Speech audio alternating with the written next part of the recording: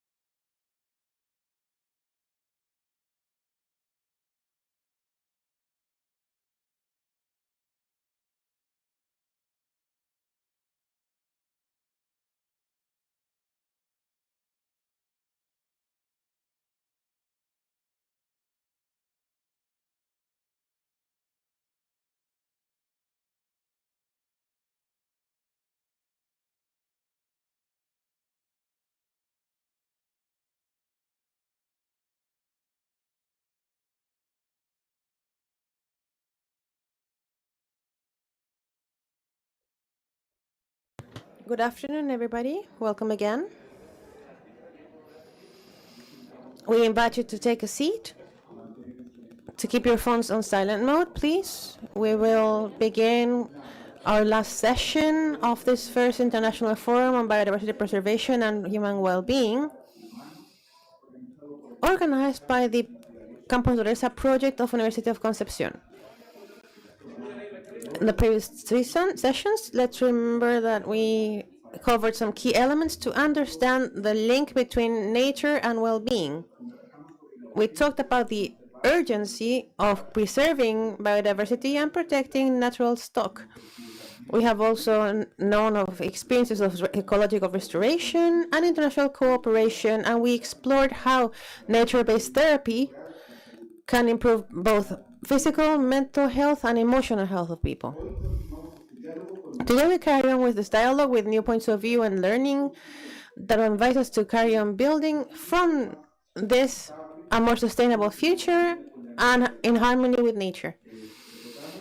Please remember that to ask questions at the end of the presentations, you can scan the QR code.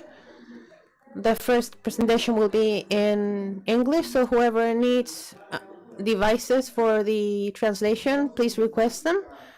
And we will begin this session called Soil Awareness, Environmental Education for Action and Change, which will be moderated by Dr. Cristóbal Pizarro Pinochet, who we invite to the stage.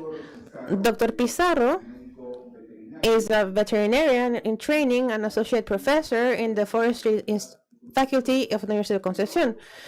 His academic work has been based in the human dimensions of biodiversity, ecology of wetlands, and the study of the wild fauna in the urban and peri-urban areas of center and center-south of Chile.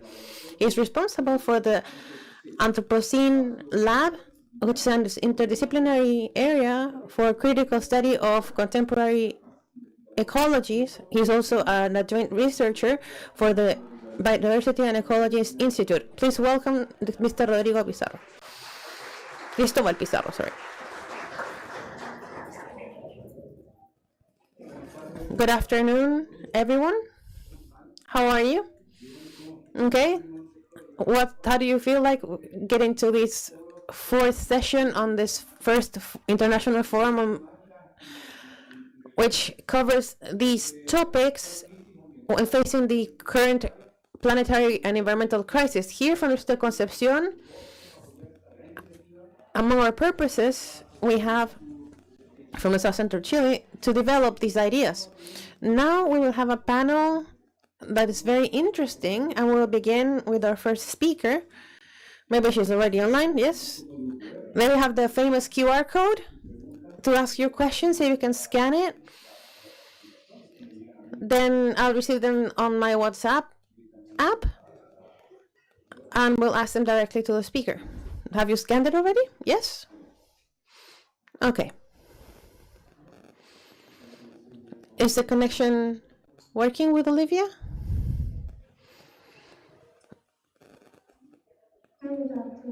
Buenas tardes. Olivia, ¿me escuchas? Sí, te escucho, muchas gracias. Ok, ahora te vemos. Super.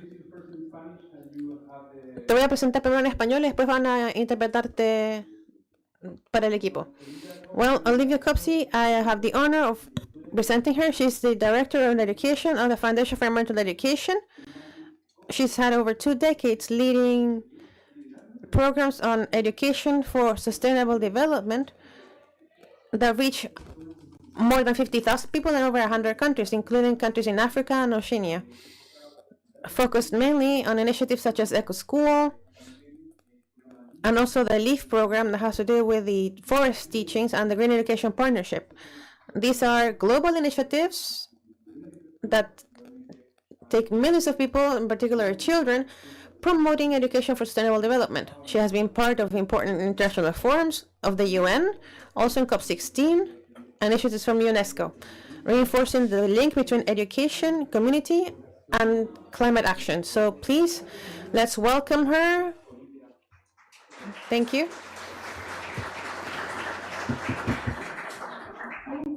Muchas gracias por esa gran presentación.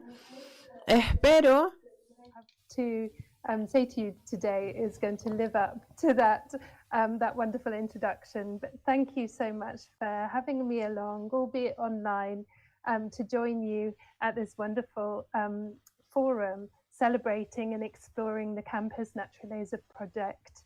I only wish that I could be there in person with you to celebrate and learn about your work. But I really congratulate you for the groundbreaking work that's happening at your institution, exploring how the human-nature connection can be nurtured, and the impact that can have on societal as well as individual well-being, and in particular, looking at how this can be done through education at your institution.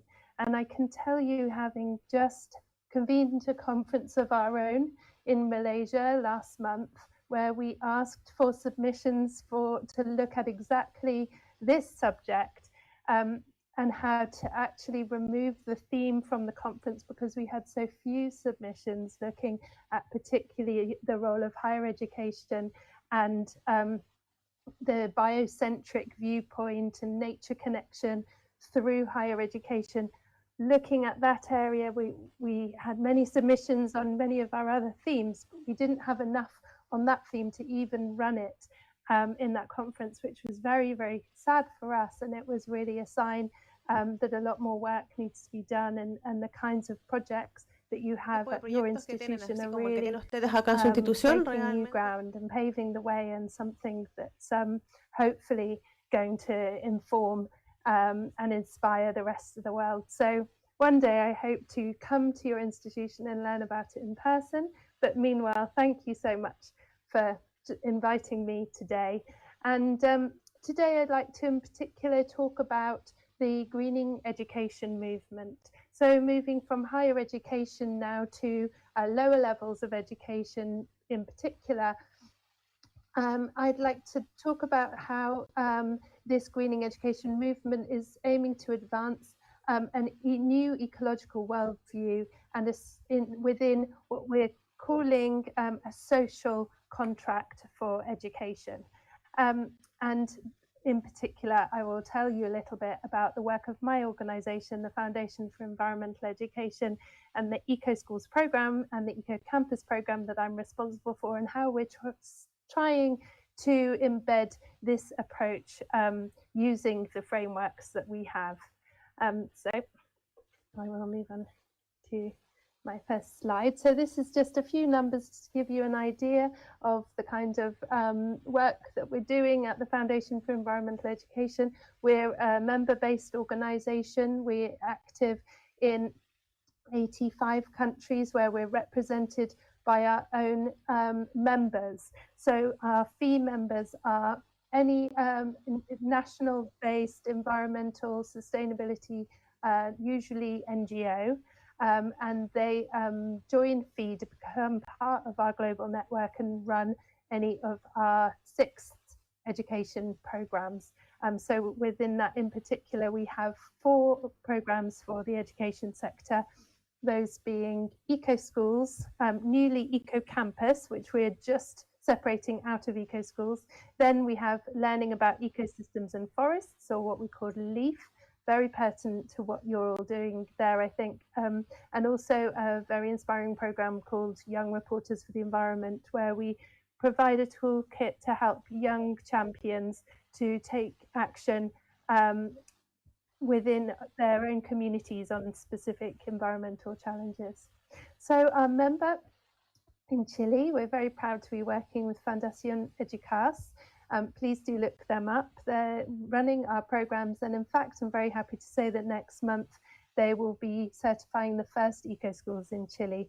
So we do exist, the programs do exist in Chile, and they're actually evolving and gaining pace. So please do look them up and get in touch with them. Other than our eco schools and education programs, we have 2 more programs where we work with sustainable tourism, and in fact those are the programs that UdeC is working with. It's the Blue Flag and the Green Key programs: Blue Flag for beaches, Green Key for the tourism sector. So just a quick overview of who we are and what we're doing. So our organisation has been around for a long time. It's been around for 44 years, and our primary mission is to try to address the triple planetary crisis through education. So our strategic plan takes the three aspects of the triple planetary crisis, and we try to build our programs around them. So in particular, protecting biodiversity, reducing environmental pollution, and addressing climate change.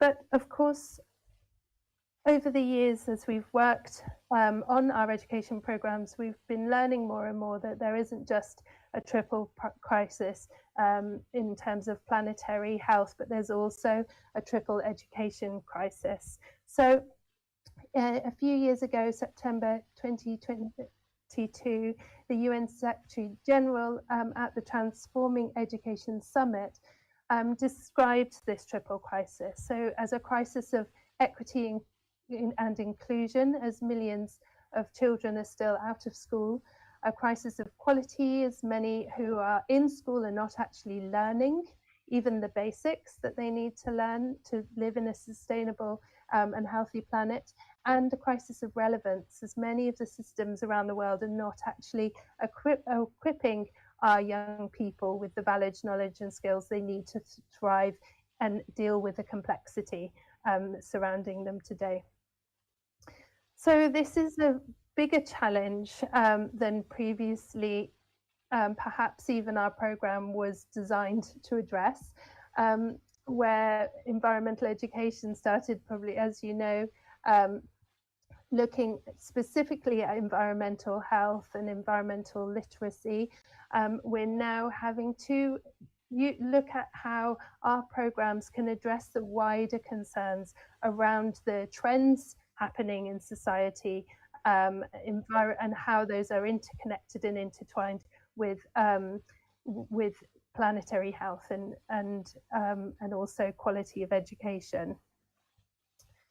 So a lot of work has been done to review the way that education happens globally, understanding that education is failing, that for those reasons, the crisis of quality, relevance and inclusion, that a transformation of education really needs to occur.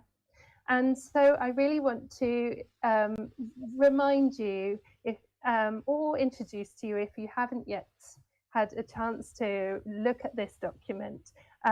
This is a very special report that was developed by the International Commission on the Futures of Education, led by Her Excellency Sahle-Work Zewde, who is the president of Ethiopia.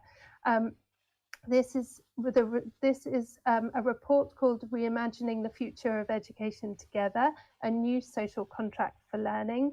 And it was developed through a process which engaged around 1 million people. So looking at education afresh, trying to understand what is working, what isn't working, what needs to be reimagined anew, and how education could be for a future healthy planet with a sustainable planet and healthy, happy population.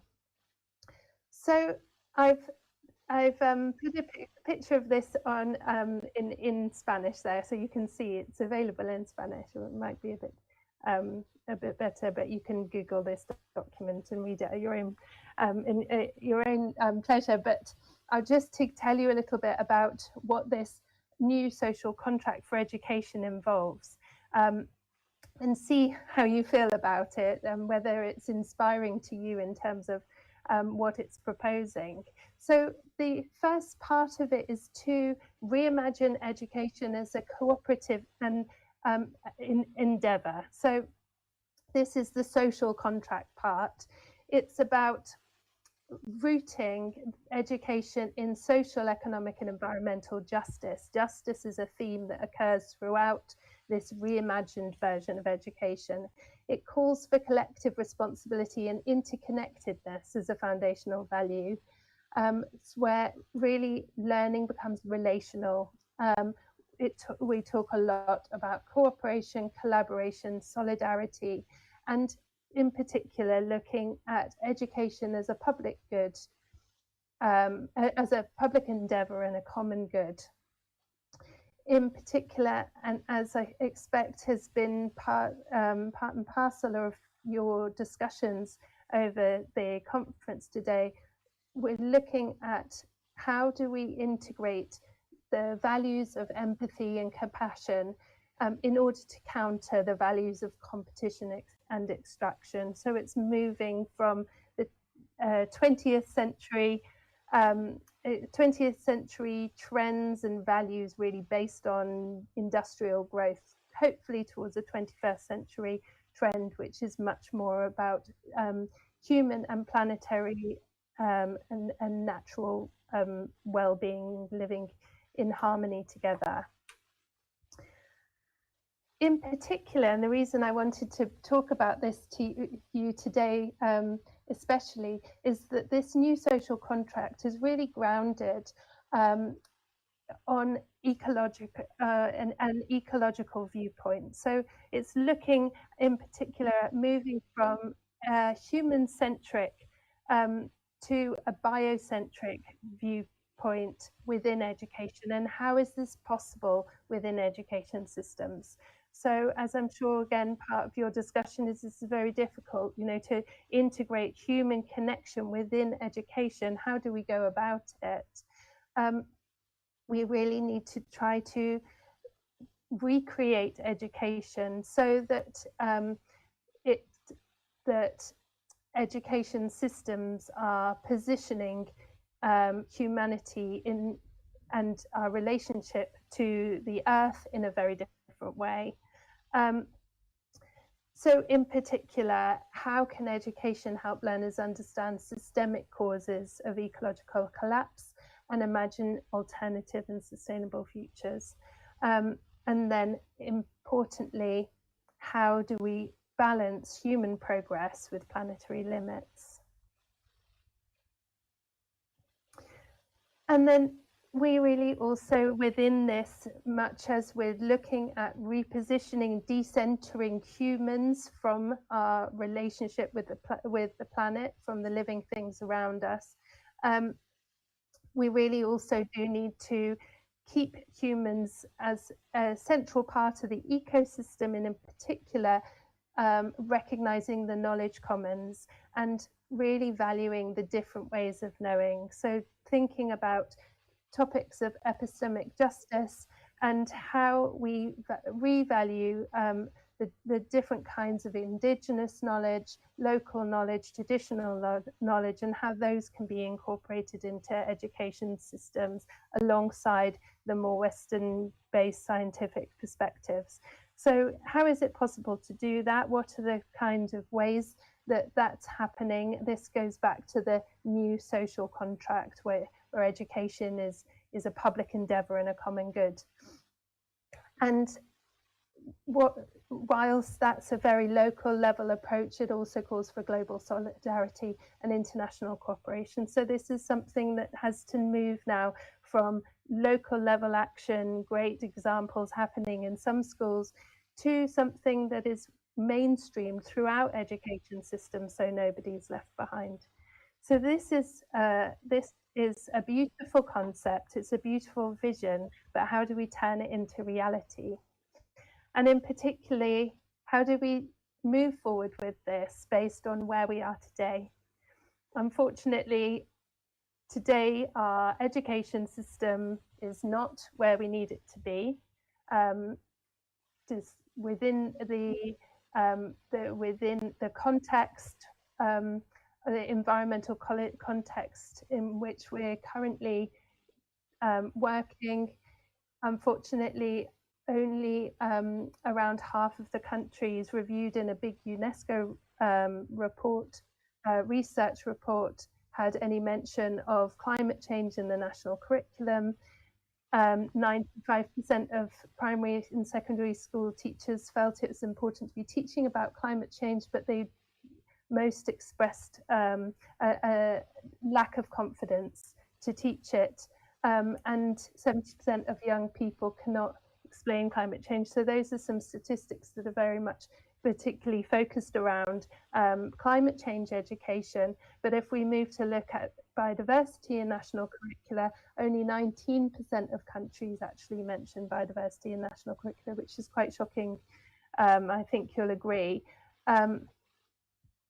Then biodiversity in teaching barely features, it's just 12% of what it could be, and that's an analysis of 76 countries, which is looking at the maximum possible biodiversity content in a country and what is actually taught. So we're not in a great position right now, or we could say there is huge potential to really allow our education system to flourish around the themes of biodiversity and conservation. And perhaps this is a way, an entry point to do it, and also to talk about the sometimes very complicated and troubling issue of climate change. So the solution in terms of how do we move forward from the state where we are to hopefully achieving something transformative within our education systems worldwide by 2030. We're all still working towards our 2030 goals.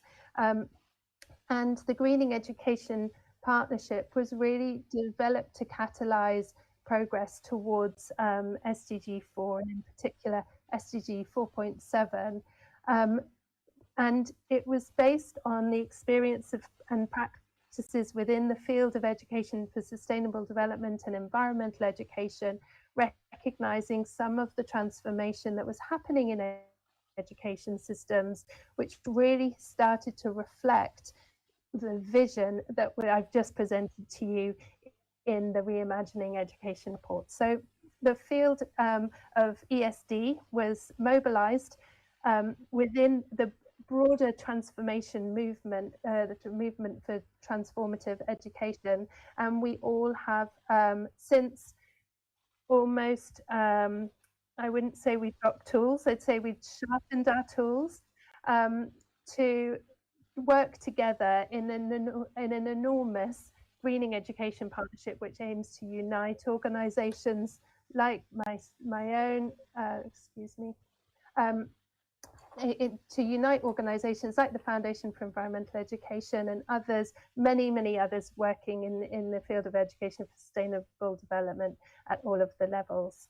So FEE, my organisation, are co-coordinating Pillar 1 of the Greening Education Partnership. And Pillar 1 is about greening schools. So by 2030, our target is to have greened 50% of all schools worldwide. And in terms, when they talk about greening, they're really leaning on those green school accreditations, such as eco schools, which have been working in the background on new frameworks and systems operating a whole school approach. So what the whole school approach, the whole school approach covers the aspects of school governance, facilities and operations, teaching and learning, community and engagement. And the idea is that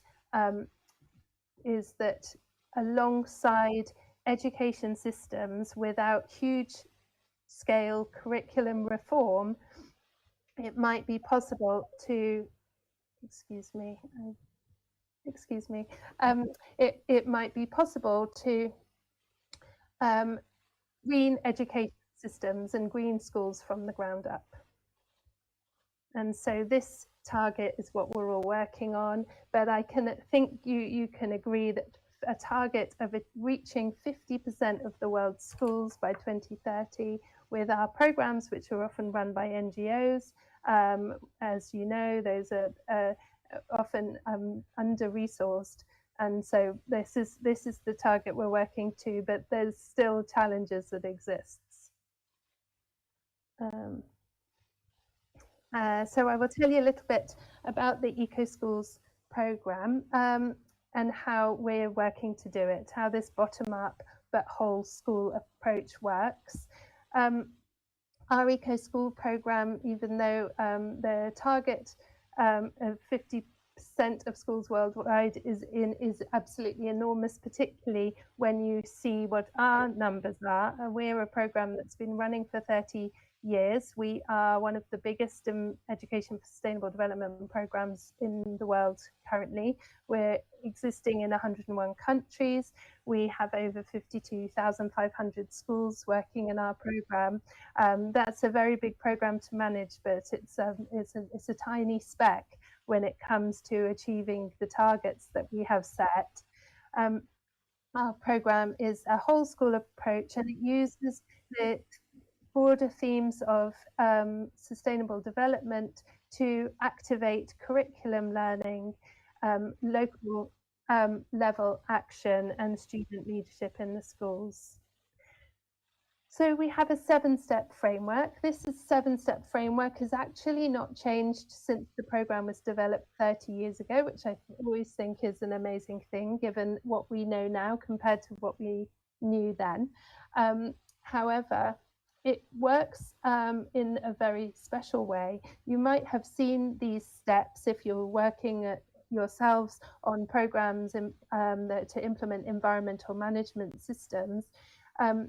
So it's a well-recognized plan, do, check, act framework, which works very well in any type of school. So personally, I've run EcoSchools programs in the UK, but I've also run them in Madagascar, Comoros, Zanzibar, Uganda, very different contexts with very different schools. And because of the simplicity of this program, it works very well. The first thing the school will do is set up an EcoSchools committee. So this involves learners, but also parents, teachers, community members, leaders. It brings them together and they carry out an environmental review or sustainability audit. And in this, they go through the themes that I showed on the last slide, and they do an assessment to understand what is their local environment at their school, what types of challenges do they have, what are they doing well, and through that they identify some areas for action. Then they go back into the staff room with their priority areas for action, and they say to the teachers, where in our existing curriculum can we draw out more learning around these 1, 2, or 3 priority themes? Excuse me. Then from that, the teachers then are able to reorientate their existing curriculum around the particular theme. And at that point, they will also go back to the local community and see who within the community has extra knowledge, skills, local knowledge, stories that can help them bring this type of learning to life. They together put together an action plan. This is projects that start on the school campus and then expand to the local community. They measure the impact of these projects, usually through the curriculum itself. And then there's a step called Inform and Involve, where if they're not currently involving lots of community members in their programs, they can go back to the community again and say, please come and join us, bring your knowledge, bring your skills and help us. But within that step, they will also take the knowledge that they've learned themselves within the schools through exploring the theme in the curriculum and practicing the projects on the campus, and take those back to out to the local community to address real world challenges.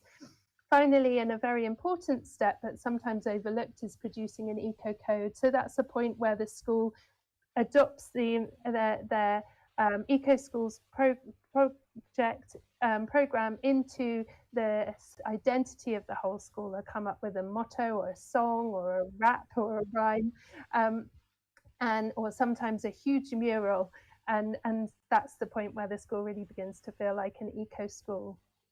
So when I talk about a new social contract for learning, this 7-step framework enables that, because it continuously puts students at the center. It looks particularly at learner concerns.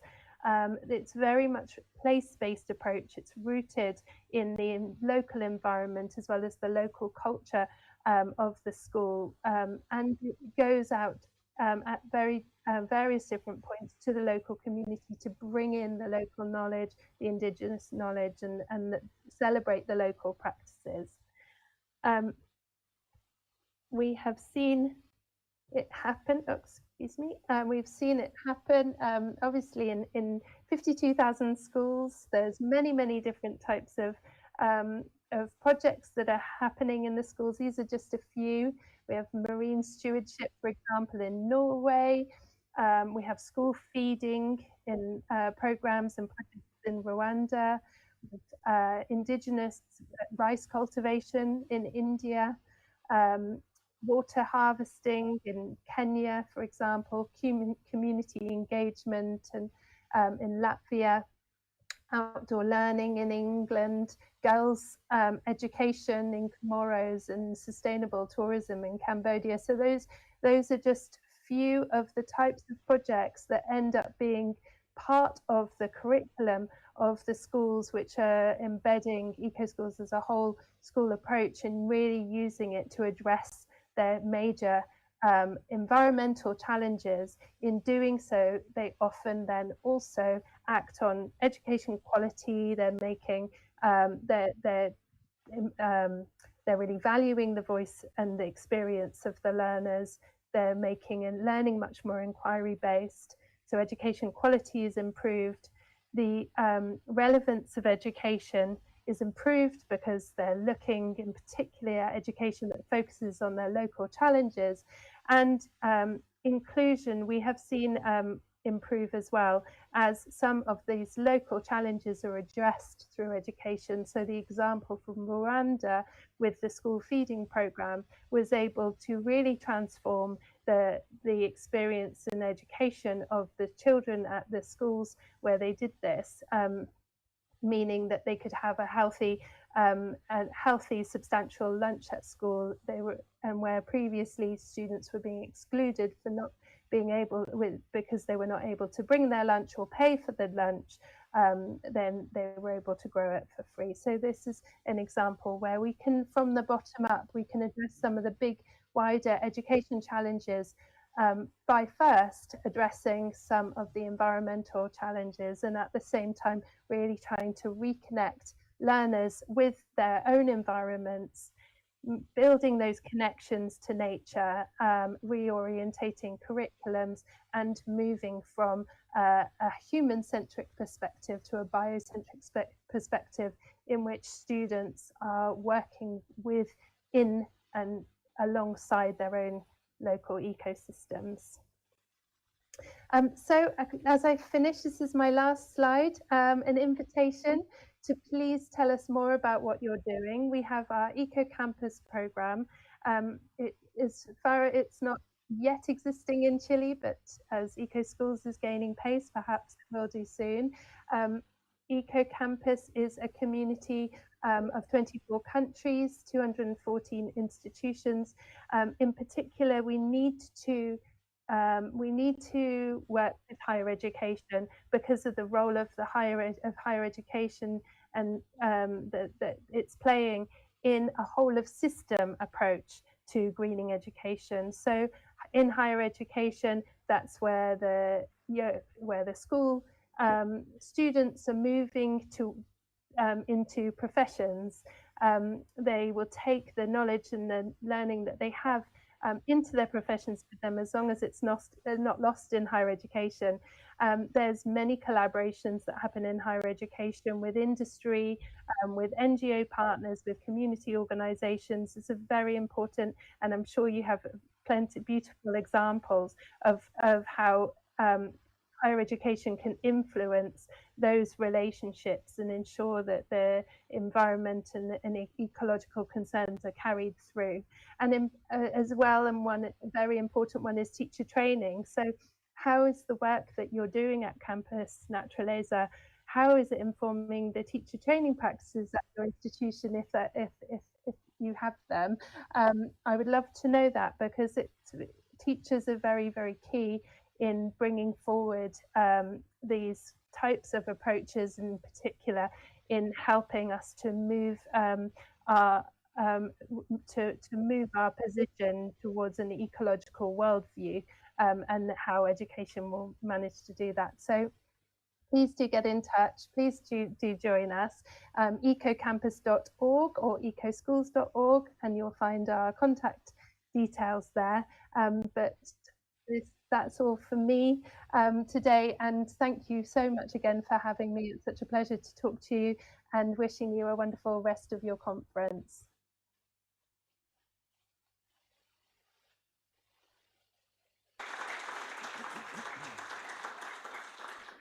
Bueno, vamos a dar muchas gracias, Olivia.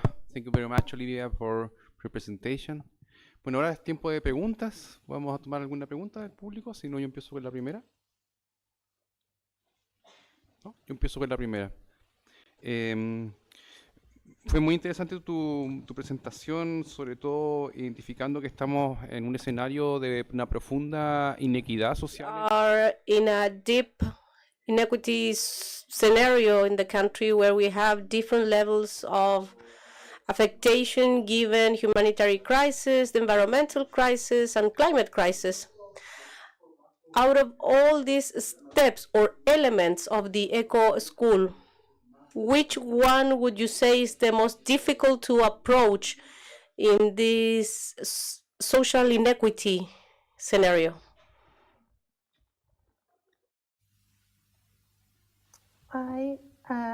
That's a difficult question. That's a difficult question to answer, because once you get started with this bottom-up approach, then step by step, it's possible to engage all aspects of the school, and via the school, in turning the school into a local hub of sustainability and ecological knowledge and practice, you can also start to engage the community. So, of course, the program needs to be accepted by the municipality to start with. They need to start to see the benefit of it. One of the biggest challenges that we have is bringing the teachers on side at the very start. Teachers all over the world, and I'm sure Chile's no exception, are overburdened. There is a huge amount of pressure put on them in the curriculum. They're often underpaid. Their classrooms are often overcrowded, and where teachers are not used to using project-based or competence-based education approaches, it can be very hard to help them to understand the benefits of moving towards a type of teaching which is freer, that allows for inquiry-based approaches, which allows the students to take the lead. And that early stage can be the most difficult. So once the teachers adopt the Eco Schools program and start to see the benefits in their teaching, then the whole thing can happen very quickly. But I would definitely say that the hardest bit is the first bit. It's getting the permission from the municipality. It's allowing the head teacher to bring this into the school, and then it's getting the teachers on board. So what we try to do is really champion our model schools, work with 1 or 2 schools in an area, try to get the processes working really, really nicely as a whole school approach. Then when they have their eco code and they're very proud of what they're doing, they have lots of support from the local community, you can really use them as a sort of a beacon to support other schools, and particularly with the peer-to-peer learning that works so well with teachers. I think that's the key. But yes, certainly I'd say that the hardest bit is to start. Once it's started, you're okay. To see you, Hul.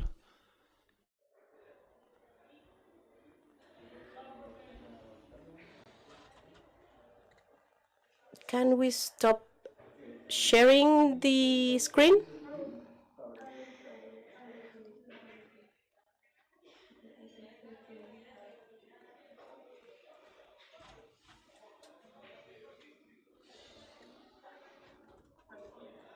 Muy bien, gracias. We have another question from Angelica.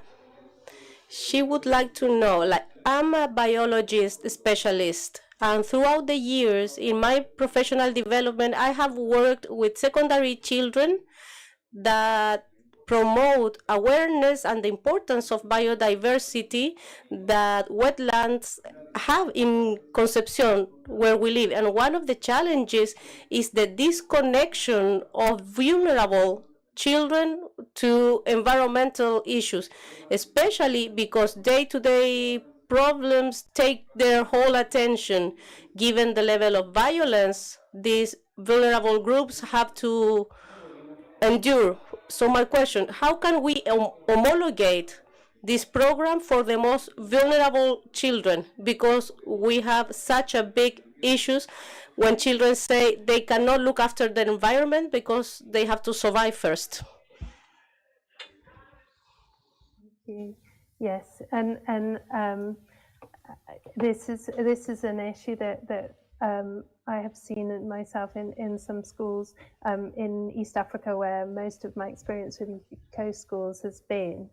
The approach there actually was to take, it was to find a new entry point for eco schools. So, Olivia, sorry, we lost connection. You lost connection. Oh, sorry. Am I back? You can hear me?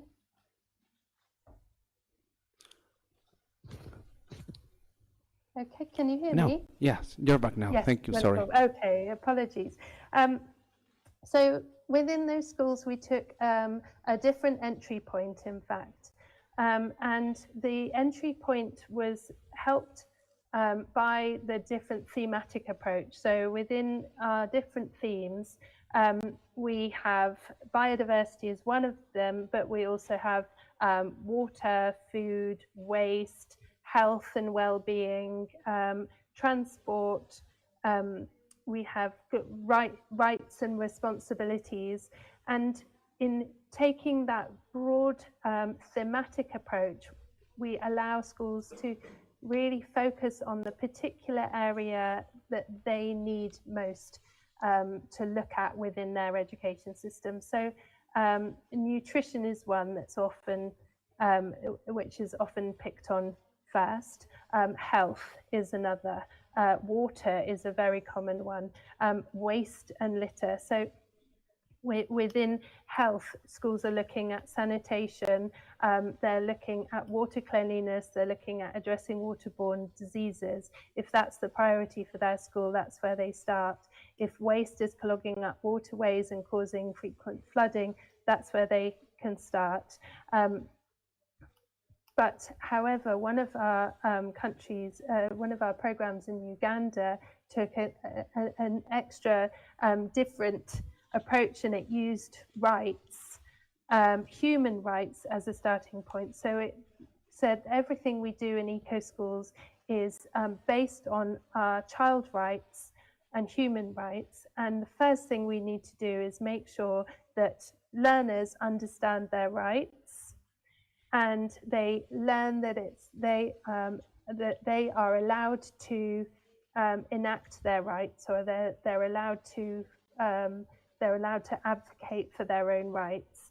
And in taking and using rights as a starting point, even before they did their sustainability audit, environmental review, then the students had the perspective of how is the different situations that we're looking at within our school and within our community affecting our own rights as people, as children, as individuals and citizens. I think that that can be a very powerful and important approach when you link rights-based learning and justice-based approaches with environmental advocacy and education. Then you can find a place where you can start to make real progress towards addressing some of these big challenges which are very real in the lives of many children, and the effect that those challenges are having on the well-being of the children, but also on their education. As a byline to that, the school becomes an eco-school, which the whole school becomes very proud of. It can become an identity to the school.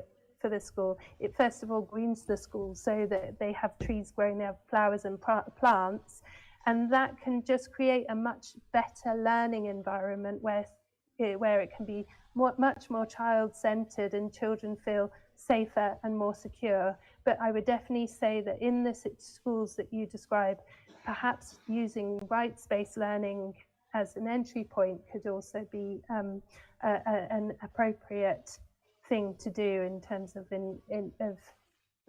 how to approach it. Muchas gracias. Thank you so much. ¿Alguna pregunta del público? Allá tenemos una mano levantada. Questions?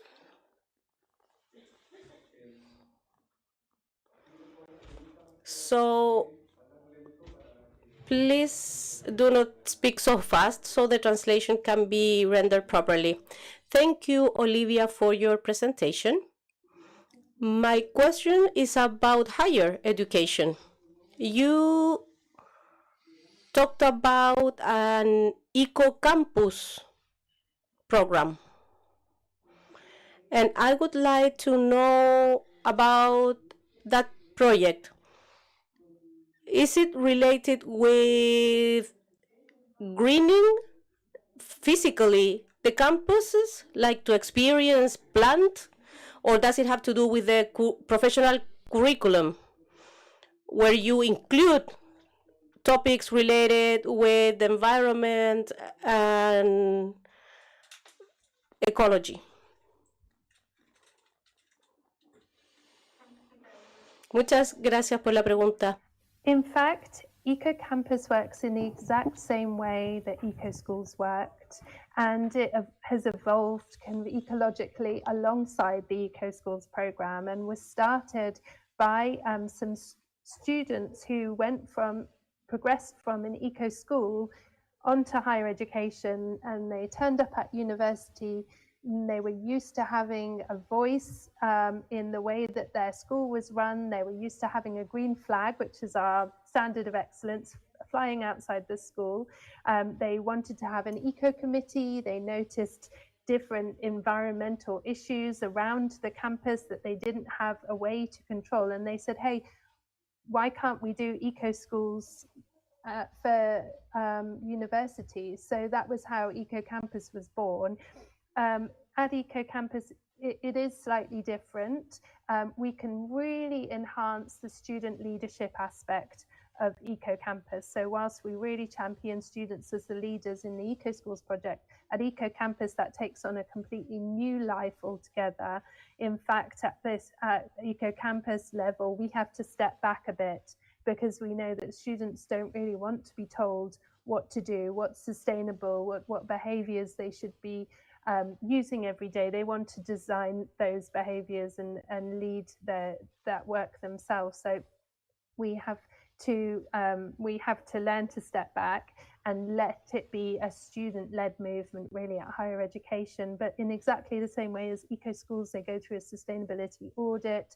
They develop a baseline so they know exactly what they're doing well, where there need to be improvements. At higher education level, obviously the activities that happen in university campuses are vastly different to those that happen in schools. You know, you have labs, we have engineering departments, hospital schools, all sorts of activities, very different waste streams, for example, that universities need to consider. So we need to look at our criteria in particular there in terms of what the school should be doing in order to be able to call itself an eco-campus. But this aspect of biodiversity, greening of school campuses, is something that we're really trying to develop. We're trying to learn more about. We want to, just as I said, we want to understand how do we help to support the biocentric approach in higher education. How do we further that through the different collaborations happening in biodiversity education, as well as across the many disciplines. So there's such huge potential there in our Eco-Campus program, which is the reason that we've separated it out. In fact, only a month ago in Malaysia is when we celebrated the separation of Eco-Campus finally from Eco-Schools. So it's going to become a program of its own. But the essence of it, the 7-step approach, will stay exactly the same. And what we're really looking for is students to be the catalyzers of the change at higher education. But particularly the curriculum learning needs to be reflective of that. And of course, then we have research happening, potential for community engaged research and all of that. So I could talk a lot about Eco-Campus, but do get in touch, please, if you're interested, and I can share with you some more information. Muchas gracias, Olivia. ¿Una pregunta? We have time for a couple more questions. I would like to tell you, Olivia, that yesterday it was Teachers' Day. And everyone here somehow are involved in education, right, at different levels, and we all care for education, to have a better world through education. So my last request would be, do you have a final message or a takeaway for all the teachers here?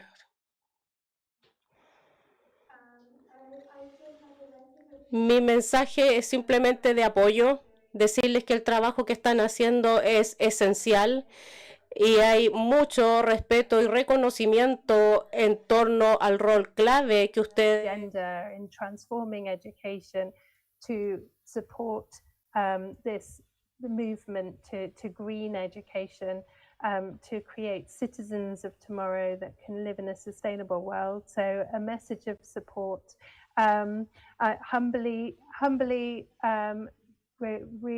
we'd love to hear your viewpoints, and I look forward to reading and learning about the sorts of things that you discussed yesterday, because it's all helping to inform us in the programs that we create, which are based on sharing the good practices and the knowledge that are generated from events like yours, trying to help others to understand this very forward-thinking approach that you're taking. So it's a big message of support and congratulations and thanks. Either way for you. Muchas gracias a Olivia. Le vamos a dar un caluroso aplauso de acá. Thank you for joining. Thank you, Olivia.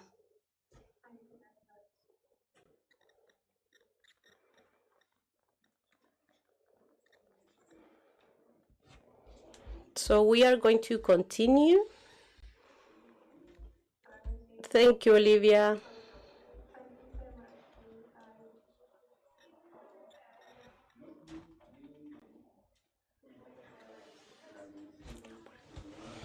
Now we're moving to an amazing panel going from the local to the global.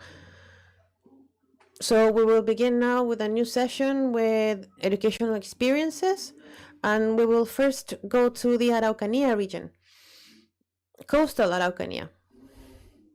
I wanted to introduce Estela Nahuelpan Burgos.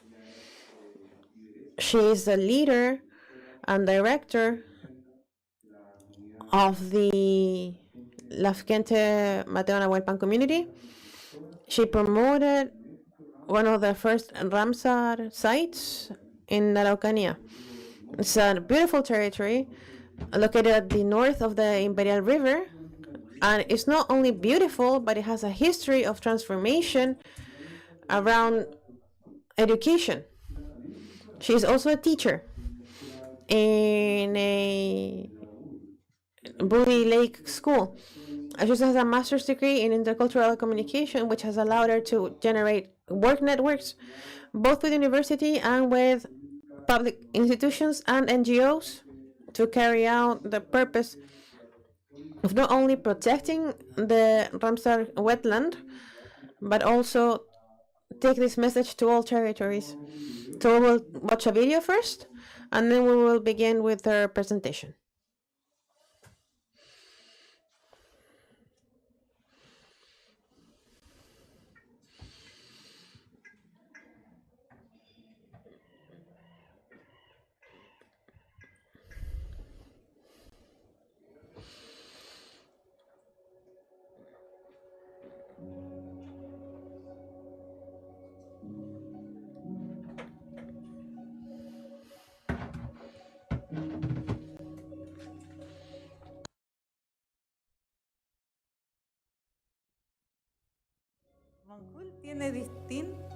Moncul has different meanings. We have gathered the meaning related to the place where all the waters converge.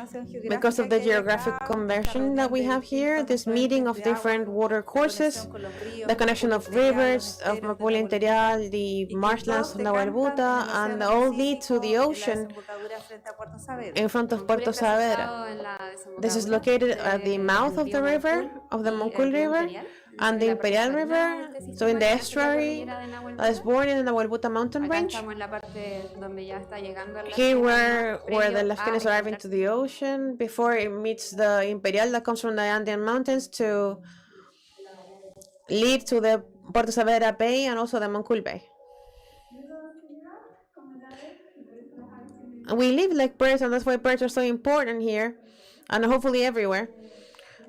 And it's just that from an aerial view, we are in the best place of the Mapuche territory to see the relationship between Tete and Kaikai and how this reciprocity occurs, and also the respect and harmony in the territory. We can see here different water courses that correspond to rivers, also to the wetlands, which are the biggest symbol and give identity to this Lafkenche community, and also lots of hills that talk about the presence of Tren, which are these safeguarding spaces in case something happens, like an emergency, or where we also have ceremonies that are held here. We can see different kinds of hills that are aligned that talk to us about the harmony of the ceremony, and also bigger hills that are the Kaikai hills, where there's water flowing inside them, where there were waterfalls, lots of springs, and also some native trees like nalcas, etc. And every time there's a room that can allow the life of other beings.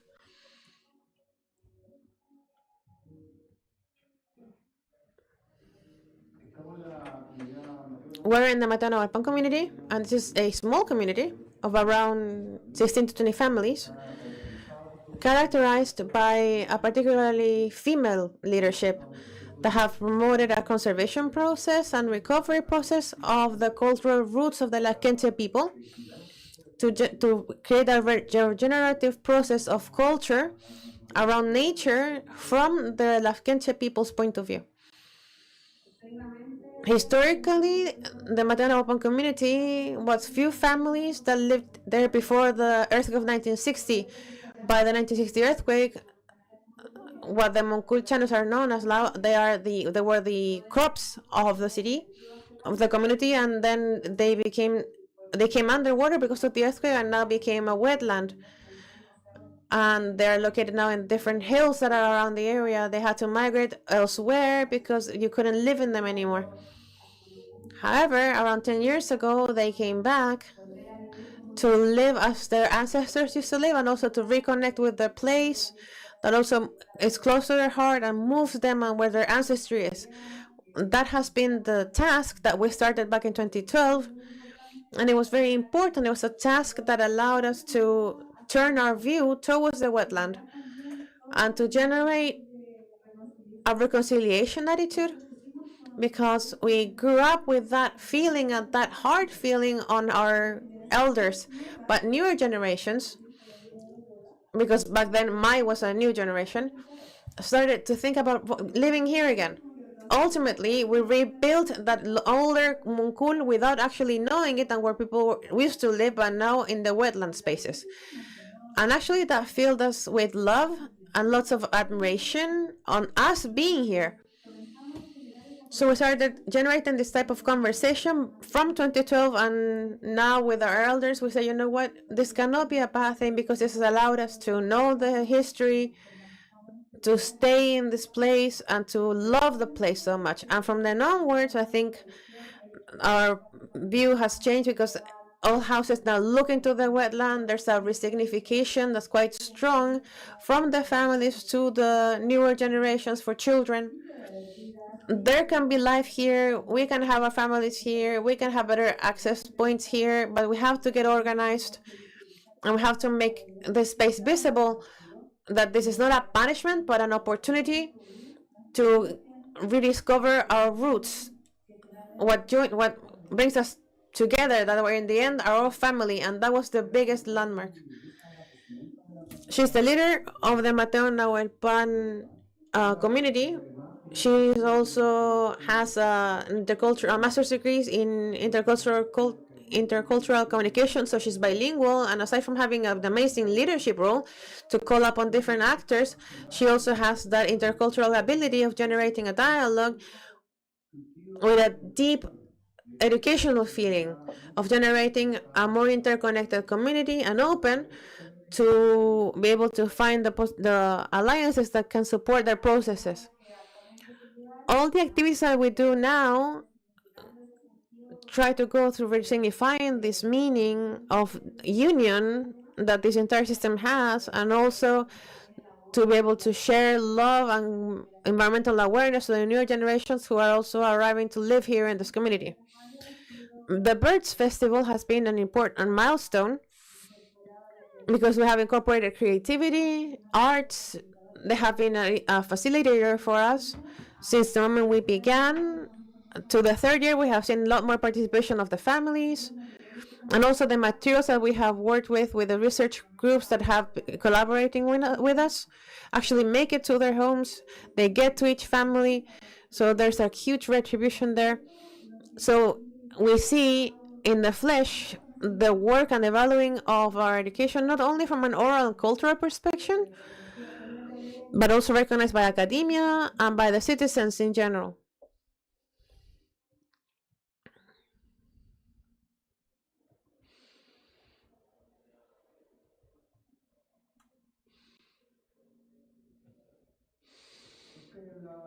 This is the third version of this festival that includes not only bird sightseeing or kayaking, but also retelling the stories of the culture that come from many years ago, and allows us to get together and generate strength in the Mapuche energy, Nehuen as it's called, to move forward.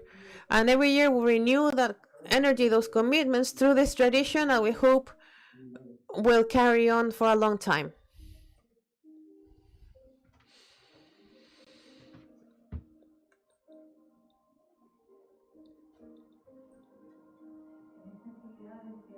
In this year's activity, I think this was key to generate the sensitivity for the community to be part of this.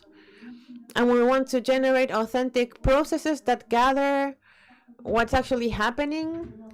And we want to incorporate the worldview of the young people, because it's them who have to take on the governance of the area. This is key.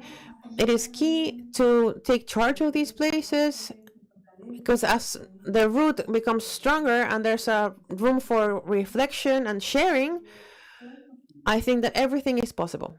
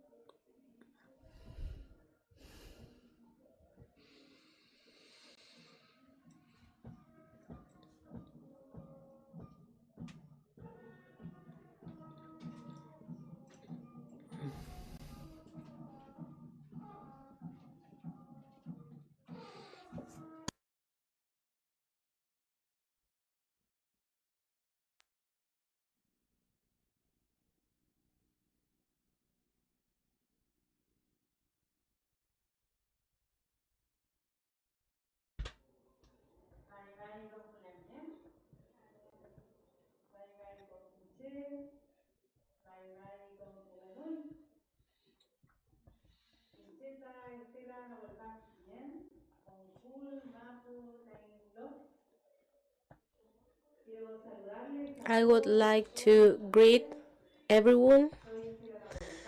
I'm Estela Nahualpan. I come from a territory called Moncul. That is the place where all waters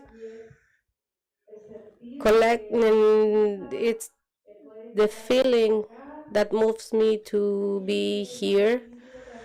That's what has allowed us to know our history, and lots of people that have joined the work we began back in 2012 with the construction of a community that was severely affected by the earthquake of 1960. Big part of the original territory of the community was flooded, and that's how the Moncul wetland was born. Undoubtedly a beautiful space that keeps a biocultural memory that nowadays reaffirms the commitment and love for this place. But also it meant devastation, forced migration, because the communities lost their land. That implied sadness, fragmentation of the social network that existed back then, but at the same time generated an urgent need of young generations for reconstructing that culture, that belonging.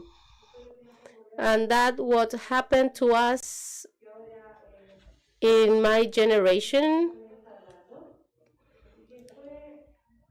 That was to connect again with this different space that for our ancestors was a disgrace.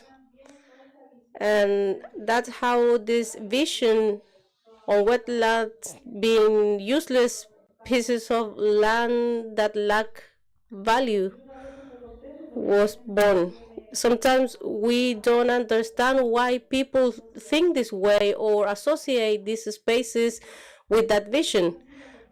But we knew about that because a community whose root was on the ground, on the territory, when it was so affected and changed, of course it created this resistance.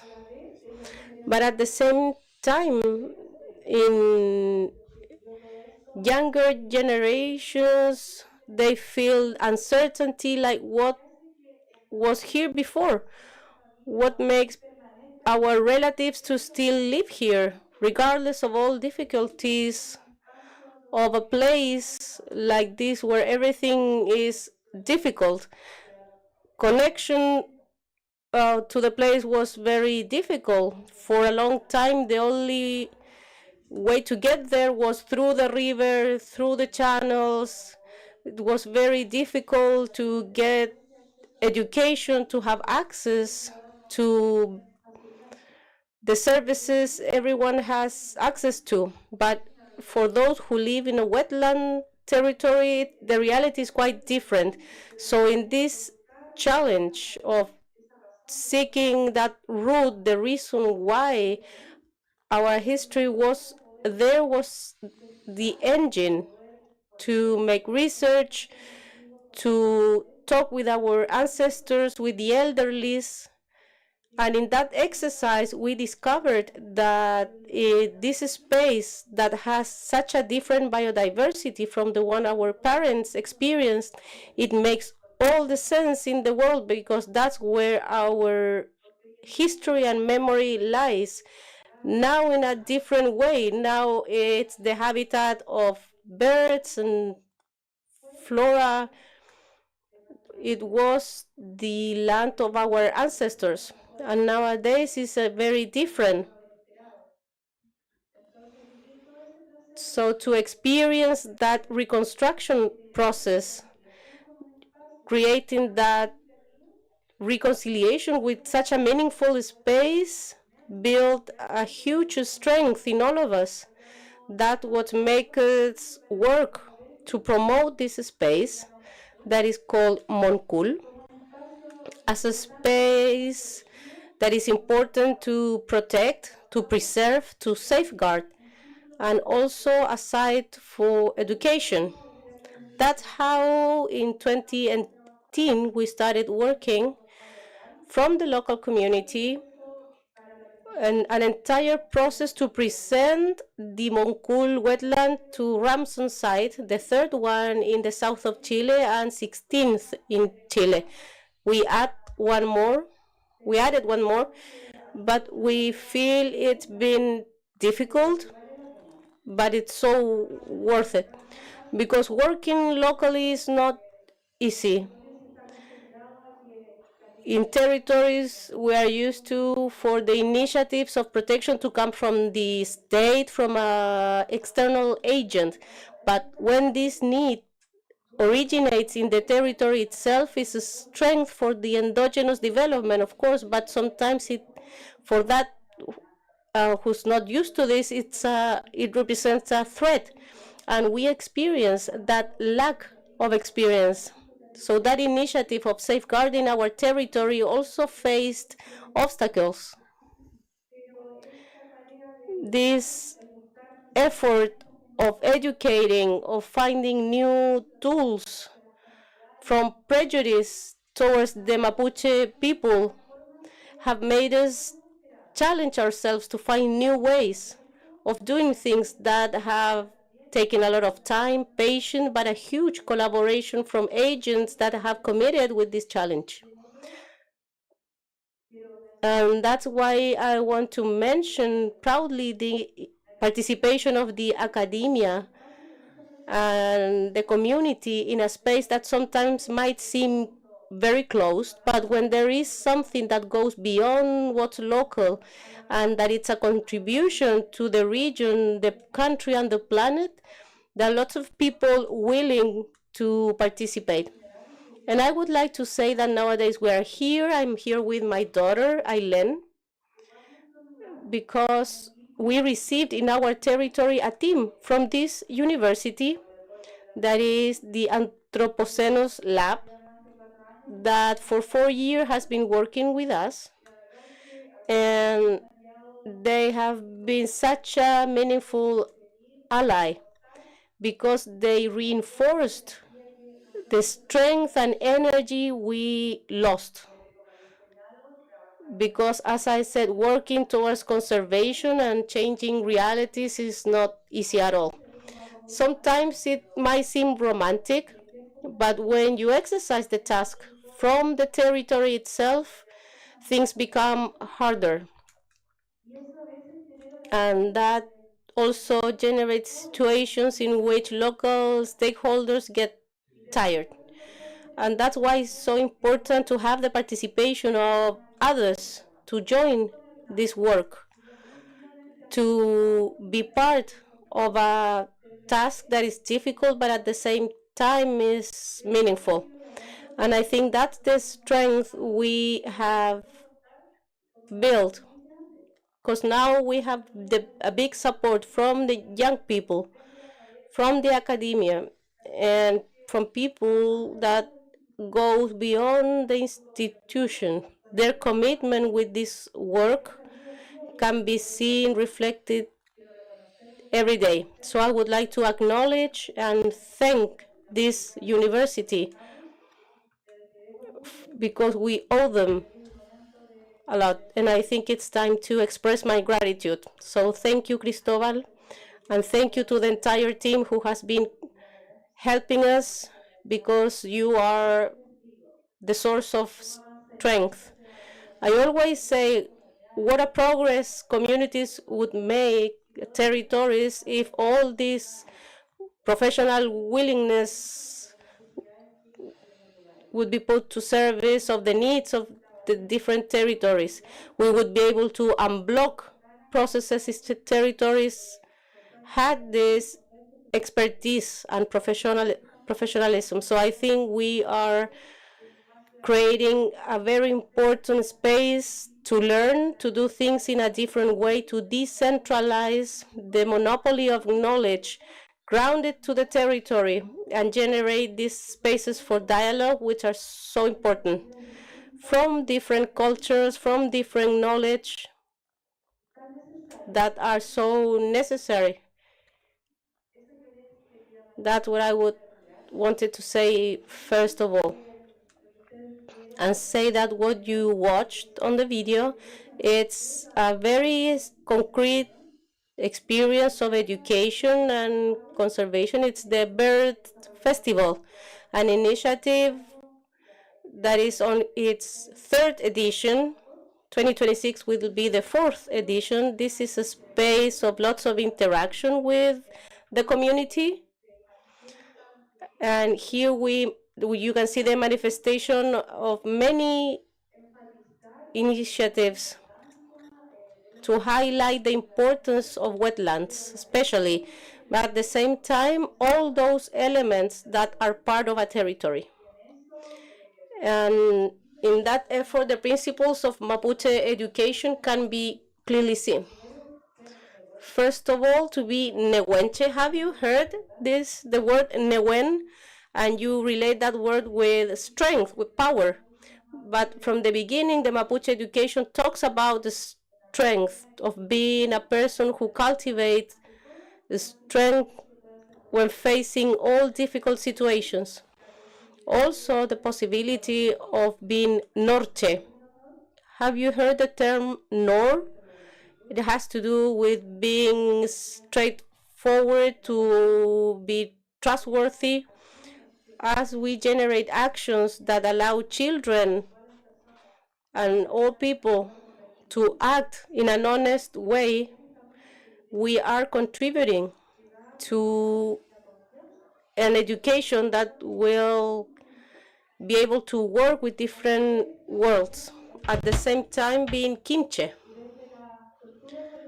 from the native cultures. To cultivate knowledge is not given in closed spaces, but in open ones that maybe nowadays, given modernity, are not present, like learning from a different perspective that is more horizontal.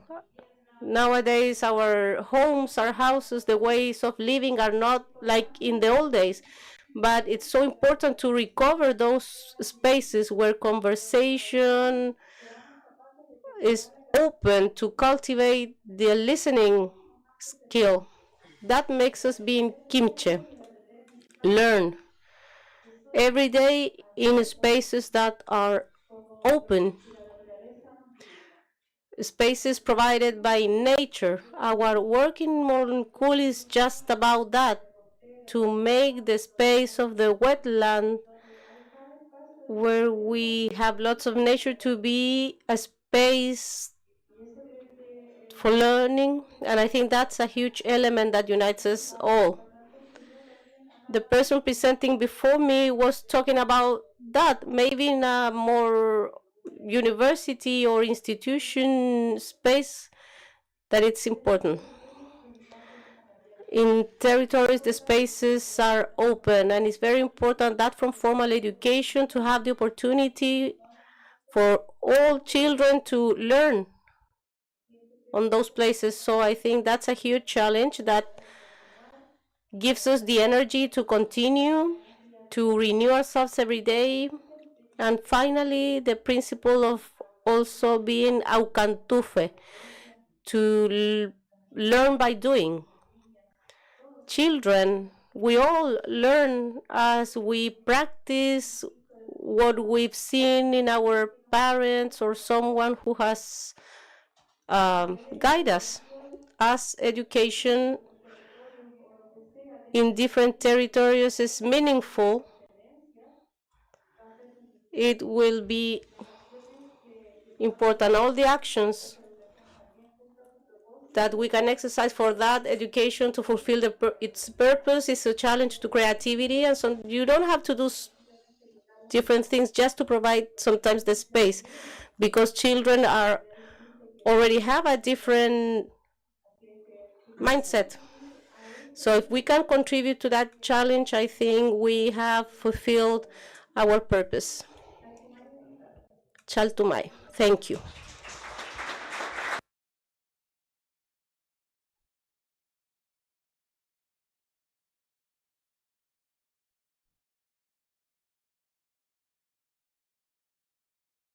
So thank you for the round of applause. Her story has left us thinking about questions. Please,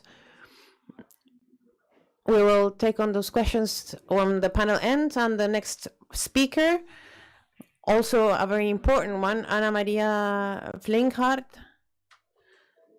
I tried to pronounce it the best I could, but heart means heart.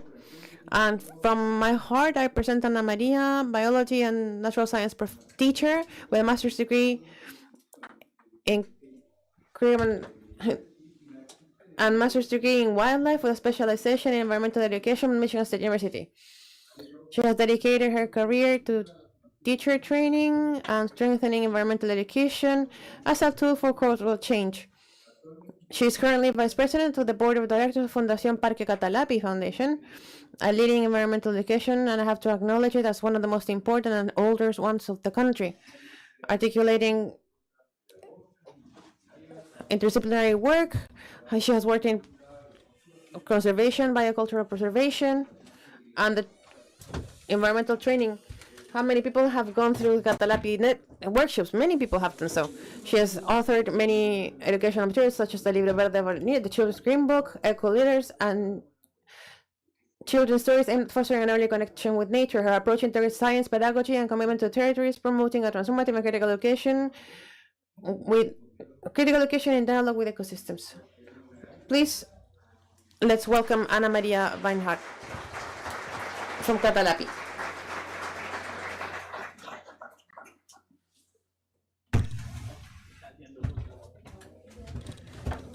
Good afternoon, everybody.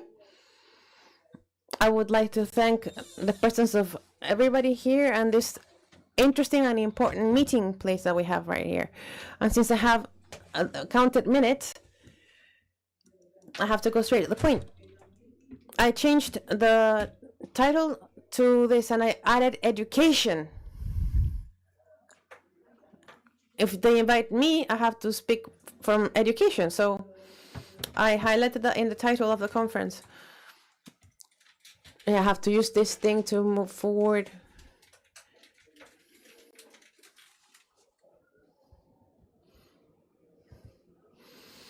So I'll move forward from the general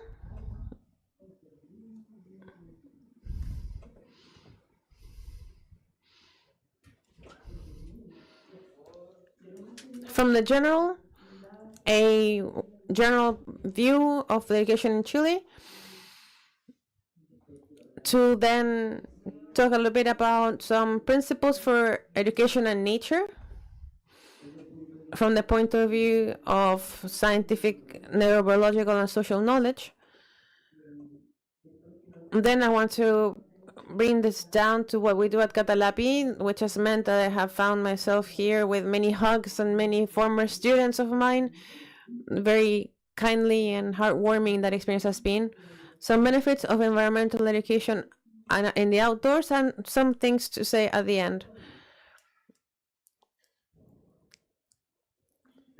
So, environmental education in Chile is divided into two ministries, the Ministry of Education and the Ministry of the Environment.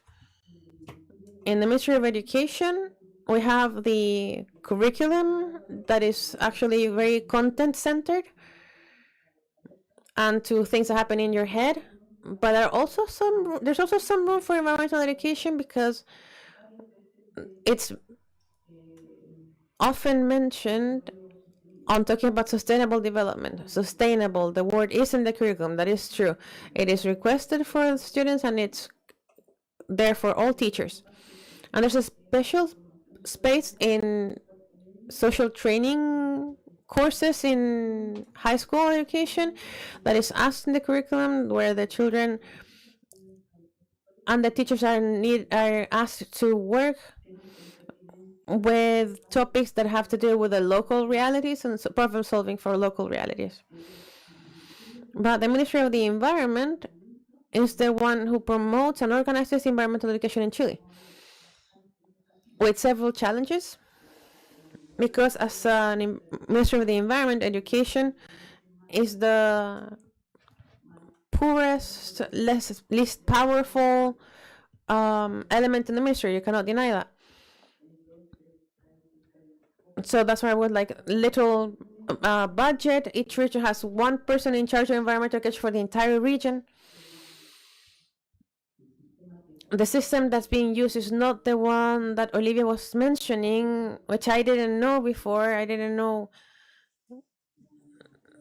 the system of schools worldwide. I think that's amazing, because the SINCAE, which is the one that we have in Chile, is quite a local thing, inspired by programs that we see in other countries. I think comes from Spain. But in truth, I could ask a question here. How many of you know the SINCAE, the National System of Environmental Certification? 1, 2, 3, 4, 5, 6. The teachers have sat over there, apparently. That's a good tool. That's good. But around the 12,000 schools we have in Chile, public schools, these are, I think around 10% of them are actually participating of the SINCAE. And that is a very low number. At the faculties of initial teacher training, let me see if I can get them. No, I couldn't get them the button to work properly. I cannot get the button to work. Is the big one the one that has the pointer? Okay, the green one on top. Ah, there you go. And I wanted to highlight here the initial teacher training and the faculty of education in general, but it's still not something that is usual to see. I hope that this project mobilizes the education faculties and all faculties in different ways. But initial teacher training is appearing a little bit in several spaces. And I have here, for example, the Center for Education, the CH of Villarrica, part of the Catholic University, the University of Diego Portales, the Alberto Hurtado University has something, and Universidad de Concepción is going also on this trend. That's good news. As in continuous training, we have training for the thousands of teachers we have in Chile. Teacher training programs with pedagogy in practice. We don't have that much, and I think that because of that, because we don't have competence in Catalapi. Several years ago, we started with that, and we can say that we have experience with this, and that we do is good. But it's not enough. It's very little. I hope that after this meeting that we have here, it goes up more with all the trades, all the educators here, because we're all educators in our own families, for example, and some of us also professionally. And here at the bottom, I put the private initiatives, and that's what Catalapi is, private. We have an agreement with the University of Concepción, with the Department of Natural Sciences, and here we have our representative, Alfredo Saldaña, who is an ecologist from the Faculty of Natural Sciences, who has supported us since 2014 that we have been with this agreement, working with UdeC. So thank you very much. So first is education in Chile. This graph is a dramatic graph. It shows that in the year 11, I think this information comes from the Los Lagos region, but it must be similar in the entire country. And this comes from the Quality Agency of the Ministry of Education. This is Ministry of Education data. But if you add the percentage in red in the low socioeconomic group, these are public schools. If you add those that come as insufficient, plus those that come to elementary, we reached 91%. So insufficient and elementary is 91% in the second grade. And in math, the number is bigger. Between insufficient and elementary, we have 95%. These are achievement levels that are very, very low. This means that our students from these levels are not reaching an adequate level in language. Insufficient, it's very low. These are data from the Quality Agency of Mineduk. With these levels of reading comprehension and mathematical practice, you can think that starting with environmental education, which are complex issues, all environmental issues are complex to study, are part social and part environmental, so changing them, there's not an easy recipe for this. There are costs behind it and benefits that come from it. And it's very difficult to evaluate people with these levels. In year 11, it's children around 14 years old. So it's a big problem. The traditional educational system, and Olivia mentioned it, the traditional education system is in crisis. I don't remember everything, but it's a triple crisis of equity, quality. I can't remember the third one, but it's obvious that the system, the traditional education system, is not really working. The teachers are not motivated in general. Olivia gave also data on that. That's quite shocking. And how much teachers are trained to teach about climate change, for example. She gave the data there. I took pictures, but I didn't memorize it. But I remember them because it's true. A teacher who studies initially in Spanish language, for example, they have to teach how to learn and write, but they don't have to know about the environmental reality of the region they work on, of their own region, which is changing. Data is changing. What used to be waste management a couple of years ago, today is something different. Laws are changing. And laws say that once something is published in the official gazette, it is our responsibility to do so. But teachers who are working already, who are not studying these topics, they cannot train themselves in these topics. So here we have a huge challenge at different levels. I'll move forward now. And the principles, let's move now to the principles, the technical principles that we have. This is a report that I liked a lot. It filled me with satisfaction when I found it. It's from 2017 with data from a few years before that.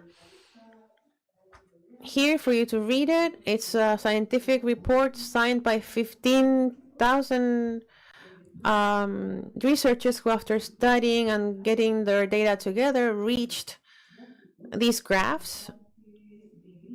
The light gray part is up to 1992, and up to 1992 we had the Rio Summit, but that's 30-something years ago already. And from then we had a first report, a warning for humankind. These scientists with these graphs continued studying this topic, and let me see if I can find the pointer.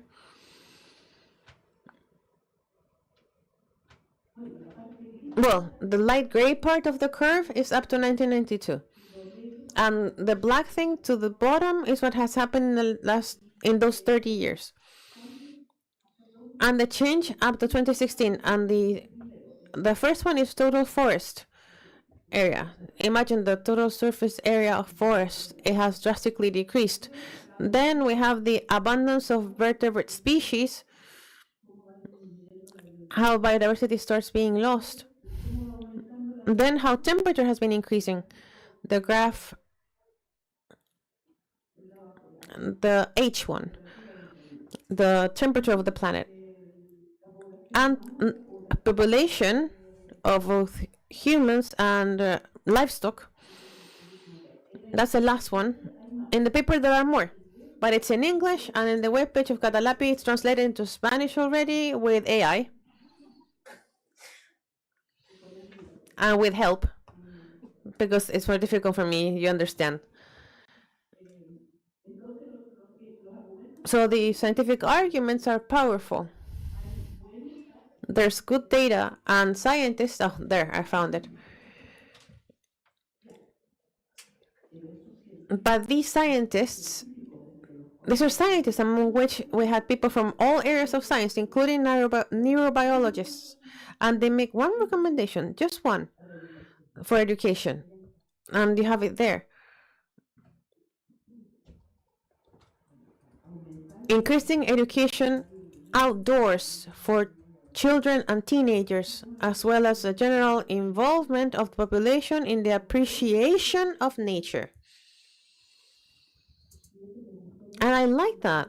It filled my heart with joy when I saw it. Said, yay, good for scientists and for their interdisciplinary work, because actually it has been seen through studies and neurobiology.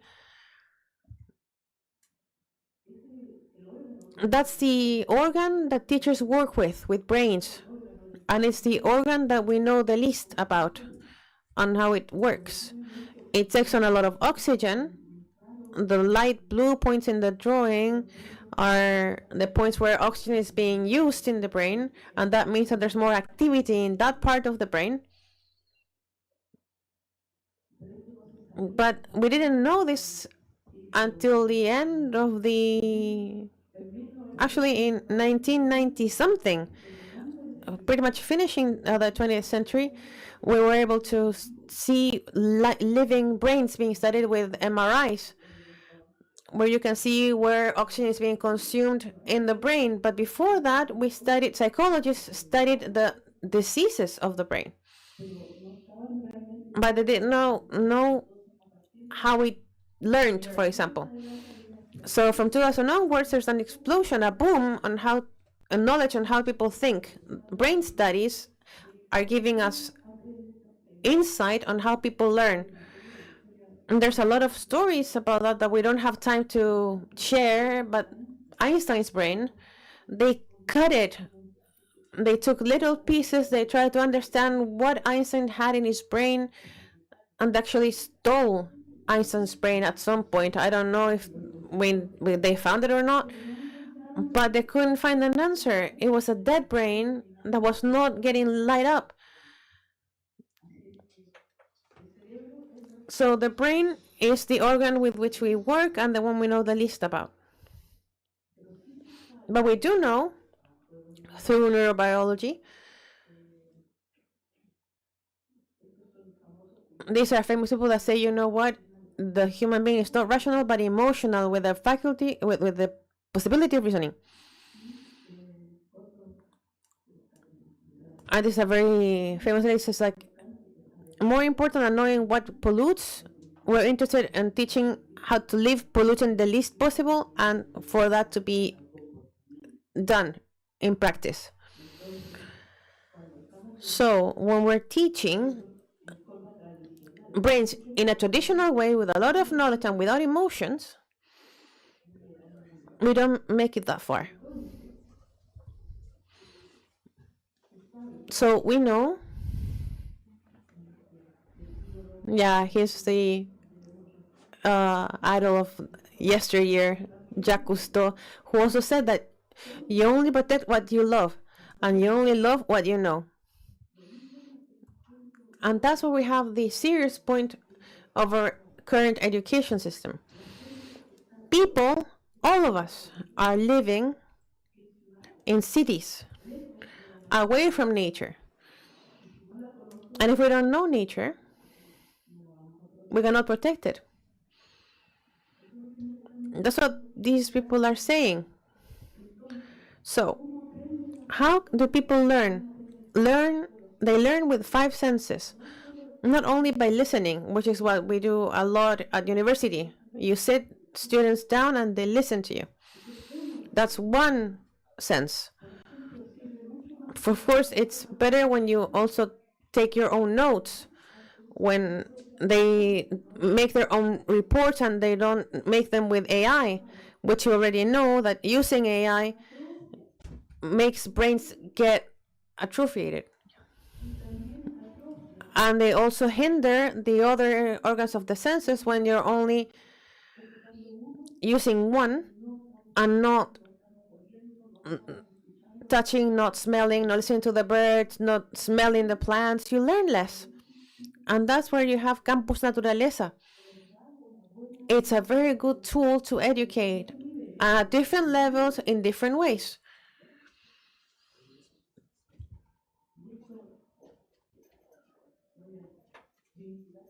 I'm going to link it with what Estela said.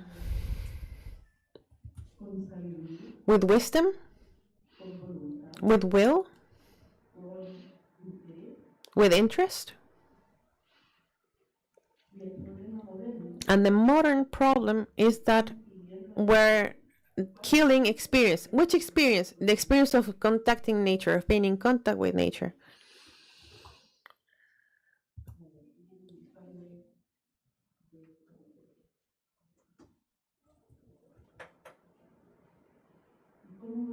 How do we connect with nature again? Here we have a QR code. Since we're all working with QR codes, I'm also working with QR codes. I was helped with this, of course, to put it here.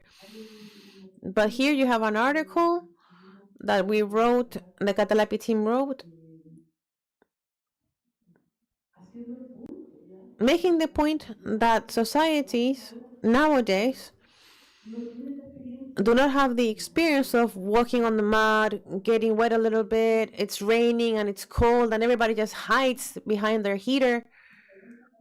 And in Catalapi, we don't stop with our activities. We have boots, we lend them boots, we tell them come ready because we're going to do this activity whether it rains or not. And little by little they're realizing that that can happen. But here you have the article, a bit more academic, with some citations, so you can carry on studying, because if you're interested, you have to find the source and read it firsthand. So you read it and you try it. Because today, screens, the Chilean average use of screens is almost 5 hours a day of screen time in average. That means that there are many people who are there for longer than 5 hours on the screen.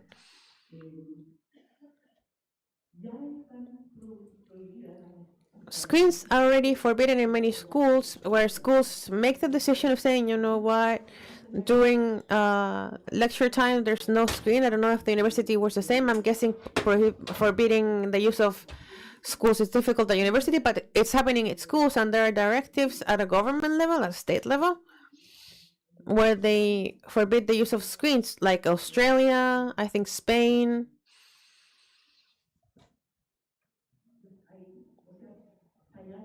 So we were failing there.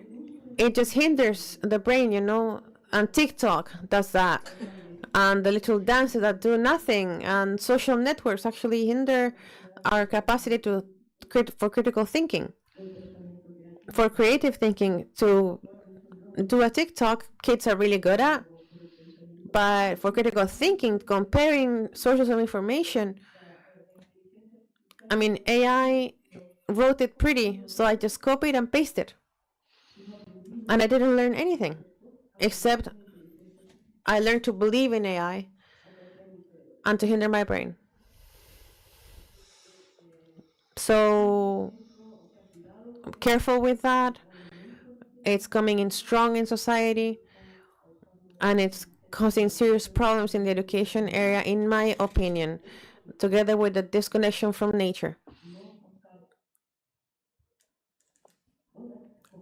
Not spending time, I mean, hopefully you spend those 5 hours just going through Campus Naturaleza trails with a good educational program.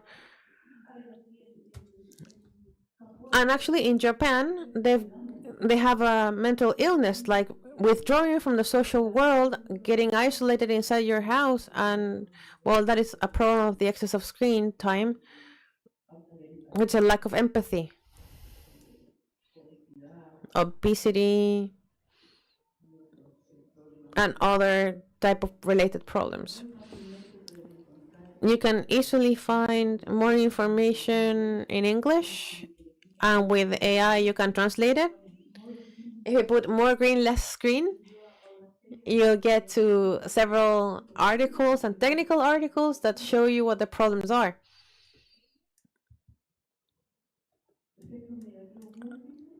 Multiple negative effects that have an impact on the physical, emotional, social, and cognitive development.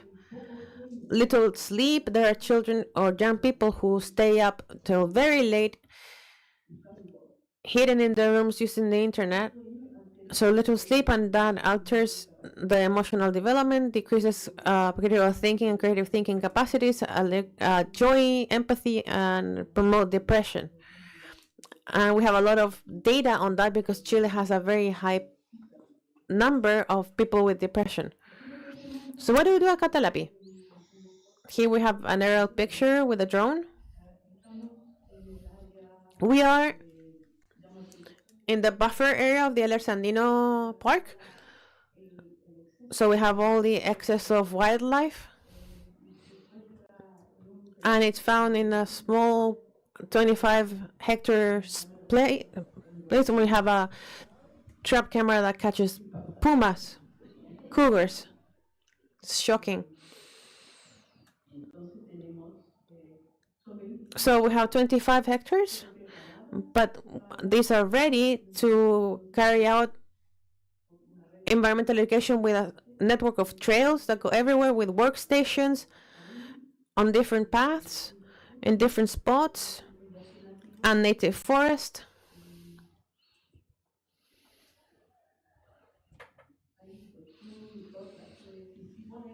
If you write www.parquecatalapi.cl, you'll find all the information you want.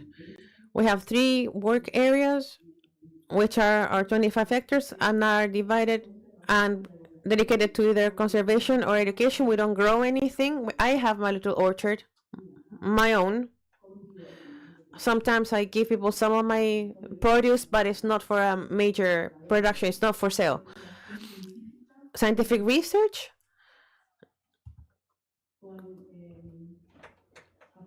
With the support of scientists who have research projects on the forest, on society and culture, and we support them. They go there and they can find lodging. They have to pay, of course, because that's our business model. So they open the door and they go to the forest to carry out their research or to see what our classes look like and why they work. And now, for example, we're supporting a young man from a master's degree thesis on anthropology who is studying what we do and why it works. So there we'll see what conclusion he reaches. And the environmental and education and nature, which is what moves me. I am not a scientist. I studied to be a teacher, a biology teacher, but 20-something years ago, I said, you know what, this is no longer my thing. Bye-bye science. I believe you. I believe what they say. I disseminate what you say. I applaud it. But I am not a scientist. I am an educator. So I will talk about conservation a little bit about each area. Here we have a video. How many minutes do I have? This is just 1 minute. Do I have to show it? You have to show it on your screen. It's how it's changed. We started in 1994. It's 30 years. That's a Catalapi fern made of little sediments, just as chapters on a book. Like the history of Parque Catalapi. Parque Catalapi appears in 1994 with family Coquera Reinhardt bought a piece of land for wood and cattle in order to start teaching about environment. The forest started being restored, small fledgling trees started becoming big trees, and fauna came back home. Today, the Park Guadalupe Foundation administers the Sanctuary of Nature. An urgent challenge is economic sustainability that promotes the generation of knowledge on the forest for teachers and for communities to wander the trails of the forest. Get to know Catalapi and join us in the conservation of our park. You're all welcome to join us. Do you know how? Go and have fun. We carry out workshops, 3-day-long workshops, all inclusive. And you learn, you have a good time, and you come back with your heart full of friends, because everybody who's there goes motivated by the same thing. They want to learn, they want to teach better.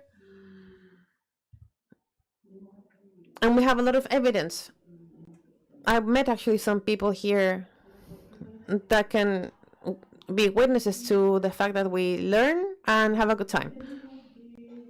As for research, scientific research, there's a lot of publications from students and professors who have come to Catalapi. There's a weather station in real time that Mr. Alfredo Saldaña, who's here with us, is the culprit for having that there and recording data. And actually, all this scientific research is useful, for example, to walk around and show the different research stations, for example, with high school students, with their science classes. So we show them the kind of scientific research is being carried out. And we have the long-term spots that Alfredo can mention later. I will not give him any of my minutes. But here they are measuring the economic valuation of this ecosystemic environments, which is a very new field where University of Concepción is also involved. And we have the long-term plots, LTSER, long-term socio-ecological research. And we also have an international long-term study network, which is quite important to see how ecosystems change. It is a slow thing because it has to be done year after year and have to come to measure year after year. They monitor the water quality, and even though it's a small lagoon and a small wetland, I was scared at the beginning when they started measuring, because I thought, oh, this is going to be a disaster, but it wasn't. It was quite clean. It goes to the forest further up, and the little lagoon is used to clean our small wetland. It cleans its water. There's another long-term study that's measuring nitrogen in rainfall, a 2-year-long study, and monitoring and photo traps. Actually, the quality of the picture is pretty bad because it's with a trap camera, but it's a Wiña cat that's up, actually 8 meters up a tree, digging its claws in the house of a Monito del Monte marsupial, trying to capture it. And at the bottom, I don't know if you can play a video, it's like 15 seconds, but it's a Wiña catching its dinner. I don't know if I can play it.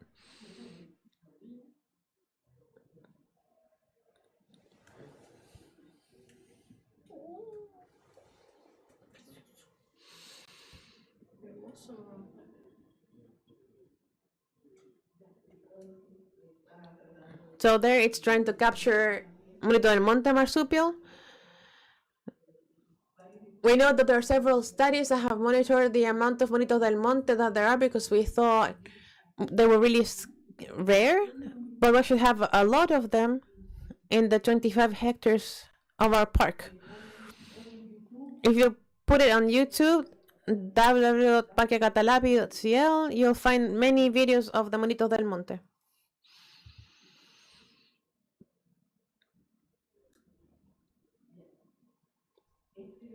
So this summer we'll have Well, this is the scientific part that we're organizing. There's also someone here who is involved, Mr. Caviedes from UdeC, and also Leon, who's now at the Universidad de la Frontera.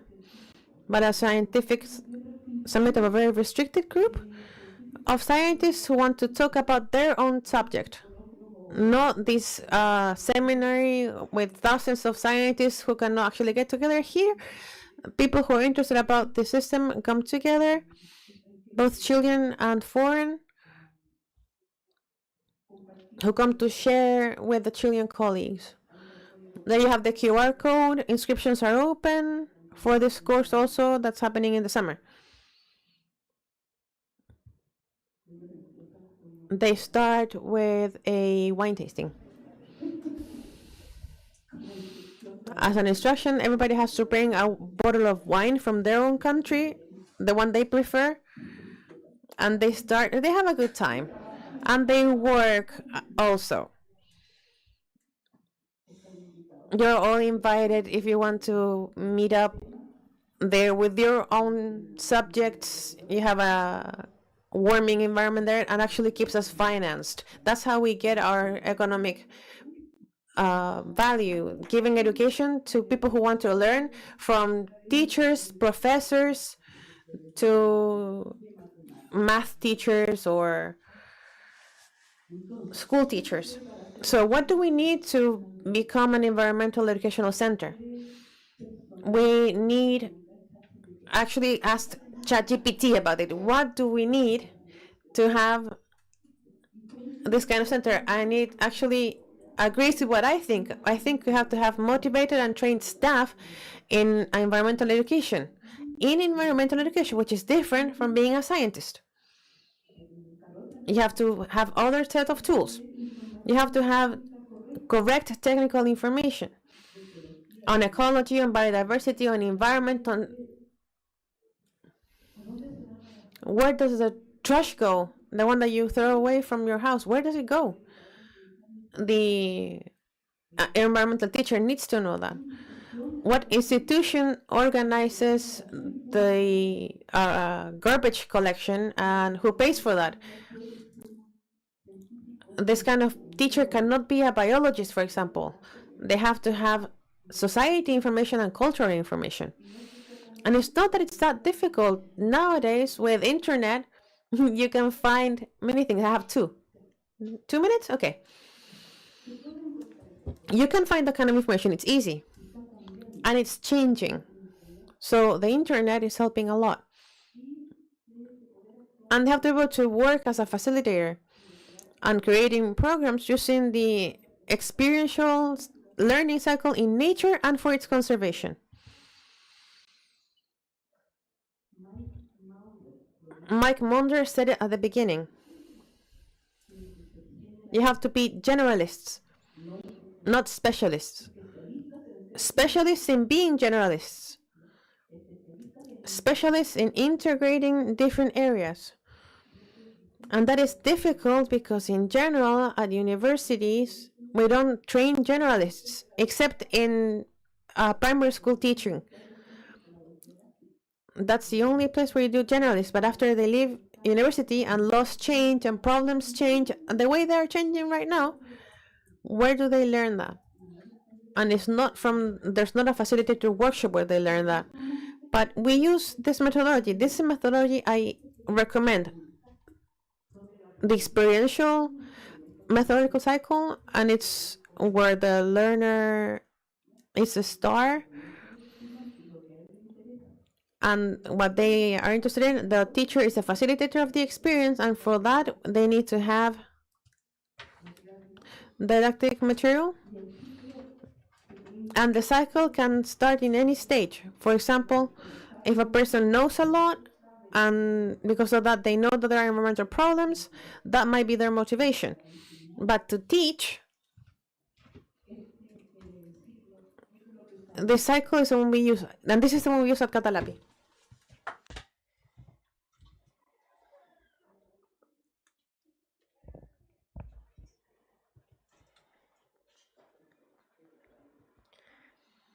Wrong button. So we have a catalog of pedagogical excursions that is published in our webpage. We have over 40 excursions from preschool up to high school, with suggestion for the teacher to start working in the classroom, then have the experience, and then they get motivated to keep on studying afterwards because they discovered things.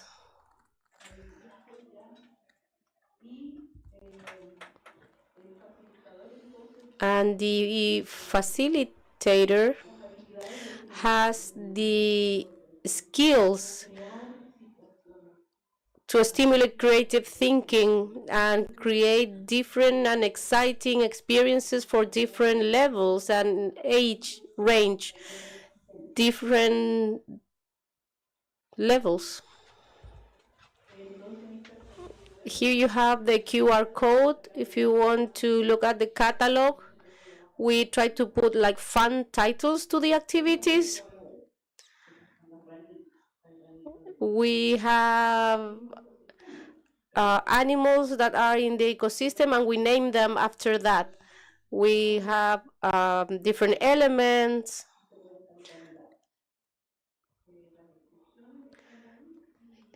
Here you'll find all the excursions, and we have to generate the didactic material because the math teacher doesn't know about the medicinal properties of a given tree.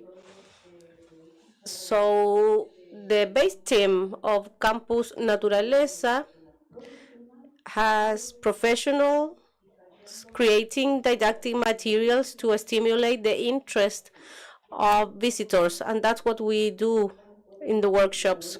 Here they have like bags, vacuum.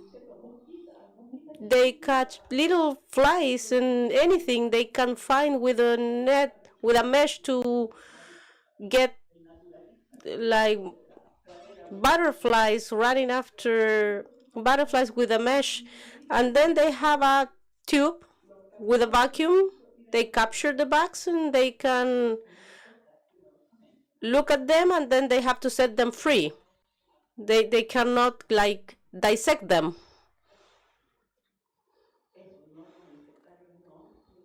They have to free the bugs again, all of them, even the smaller ones. They have to set them free. And this is a book from 1994. This is not in digital, but you can find it on the webpage. Same activities of 1994 are still valid. We just have to update the data.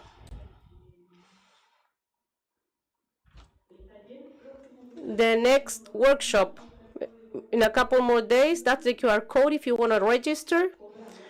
We have a fee. We provide some grants for people who cannot afford it, or they help us with donation, but this is the way, this is our business model, to sell our services. We are also educational technical assistance. We provide that for schools who want to have more environmental education in their curriculum. This is the base of our workshop. The structure of the workshop is the definition of environmental education. Then we have methodology, the experience cycle, and the 4 parts of the experience cycle to have experiences in the forest, in nature. We follow the recommendations of the 15,000 scientists, that is to put your audience in contact with nature. So all of our workshops have a little theory and lots of exercises outdoors that we show them an exercise, and then in their own teams they create new situations applied to their own audiences, to their own public and their own timing. Our excursions last 3 hours in general.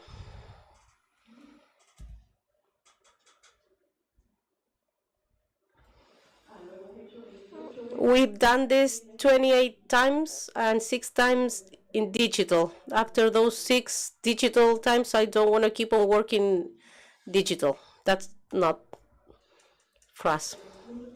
The point is that we have done this many times. It works very well. This is the brochure that we use to sell our services. We have different activities, pedagogical excursions, training for teachers and general audience, and payment for service. That's the main source of finance. That's also can be used as a business model for the university. Benefits of environmental education outdoor. Aside from the health benefits we have discussed in the seminar, I'm about to finish. Here you can see pictures with adults, with children, and little kids. Aside the benefits for health, you have explored those with previous lectures and speakers. I have a couple things to say about education. It improves education and learning. You can restore attention after an outdoors activity that can even be in the city. The ability to learn, to keep the attention improves. There are studies that prove this. Academic performance improves, and this can also be used by university students. Well, it also improves physical health, promotes mental health. If the brain has more oxygen, of course it learns more and better. So it has benefits for education. And to close, I do believe in good news, and I think this seminar is a good news, and Campus Naturaleza is a good example of what universities can do. You have the credibility to do so. You just have to use it to improve education quality. There are good evidence on how contact with nature improves learning. The world is changing. There are good news in many different places. And share bad news does not help.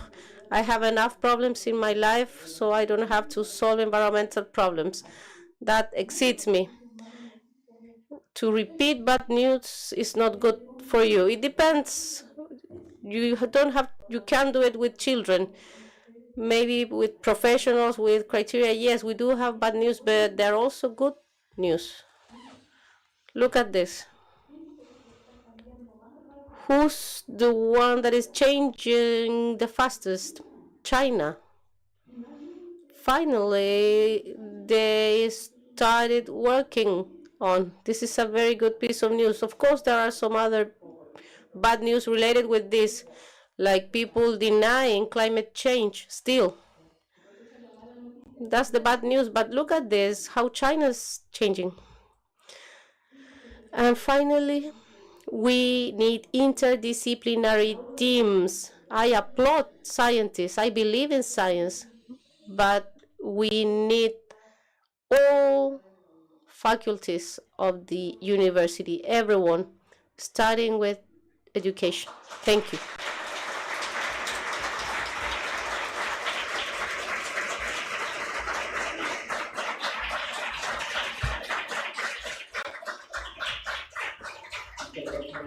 Thank you, Ana Maria, for your wonderful lecture. Now we have the last presentation of the panel, Wilfred. He is a teacher in the agronomy faculty. He has a PhD in EULA, and he focused in ecotoxicology and environmental chemistry with a special interest in the effects of traditional and emergent pollutants on the ecosystem and human health. He's a PhD in environmental sciences, developing research about heavy contaminants and organic compounds, contributing to risk now. And the reason he's here, he's part of the planetary network promoted by the university that seeks to articulate the academy and the public sector and society. Welcome, Wilfred. The floor is yours. Thank you for the kind introduction. I'll try to be brief. I will talk about what we are doing in terms of planetary health. If you do not know the concept, we'll take a look at it first, and then we'll focus on what planetary health does in terms of education. We'll watch a video that explains what planetary health is. The Earth, our home, it's a wonderful place. Our way of living is the best experience by humanity in its history. So you are living the best times to be a human being. And why? The measurements of human development prove extraordinary developments in the 20th century: literacy, child surveillance, and life expectancy. But how does this affect our ways of living? Climate change, pollution, the loss of biodiversity, and deforestation are only a few of the problems that the biosphere faces. We are in our best and worst times, the best to be human being, but the worst for the rest of the planet. But there's a solution that could help approach this crossroad: planetary health. Planetary health, it's a comprehensive and interdisciplinary approach that acknowledges the interconnection between human health and the health of the planet. It promotes collaboration among people and organizations from all around the world to approach the challenges that we face and build a sustainable future for all. It's easy to visualize a better future living within the sustainable limits. There are many reasons to be optimistic: renewable energies, innovative technology, circular economy. We have the decision in our hands to provide an uncertain future for next generations, or redirect our society to guarantee a sustainable future for all human beings. We already know what we have to do. Will we do it? If you are interested in having the tools and competences to implement innovative solutions, then the International Diploma in Planetary Health is for you.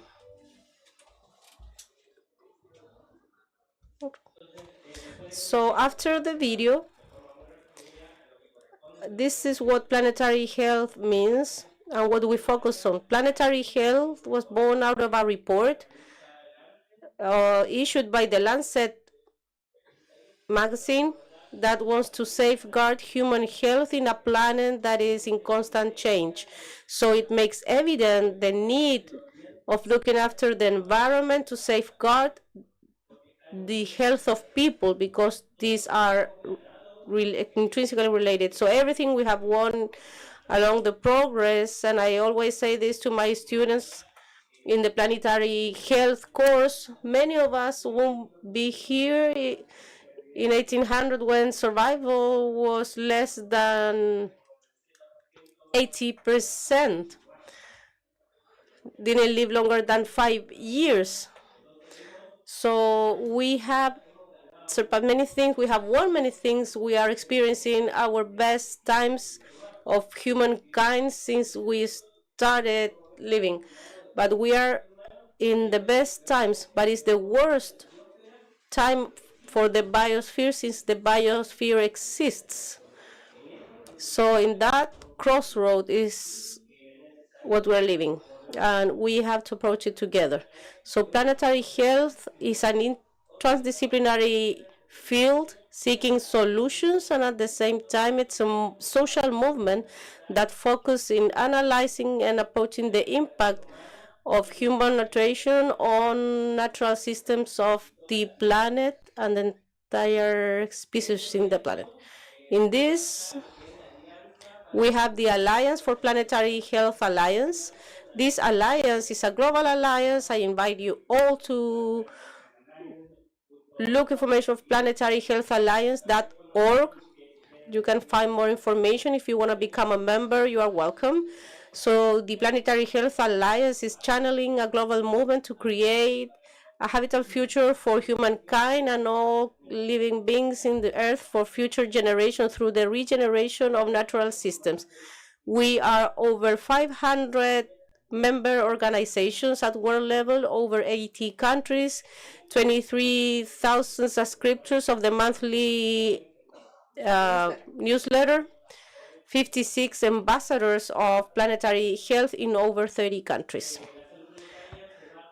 Planetary health is based in these two big milestones, the Sao Paulo Declaration on Planetary Health. You can find it on the webpage of Planetary Health Alliance, and also the roadmap of planetary health.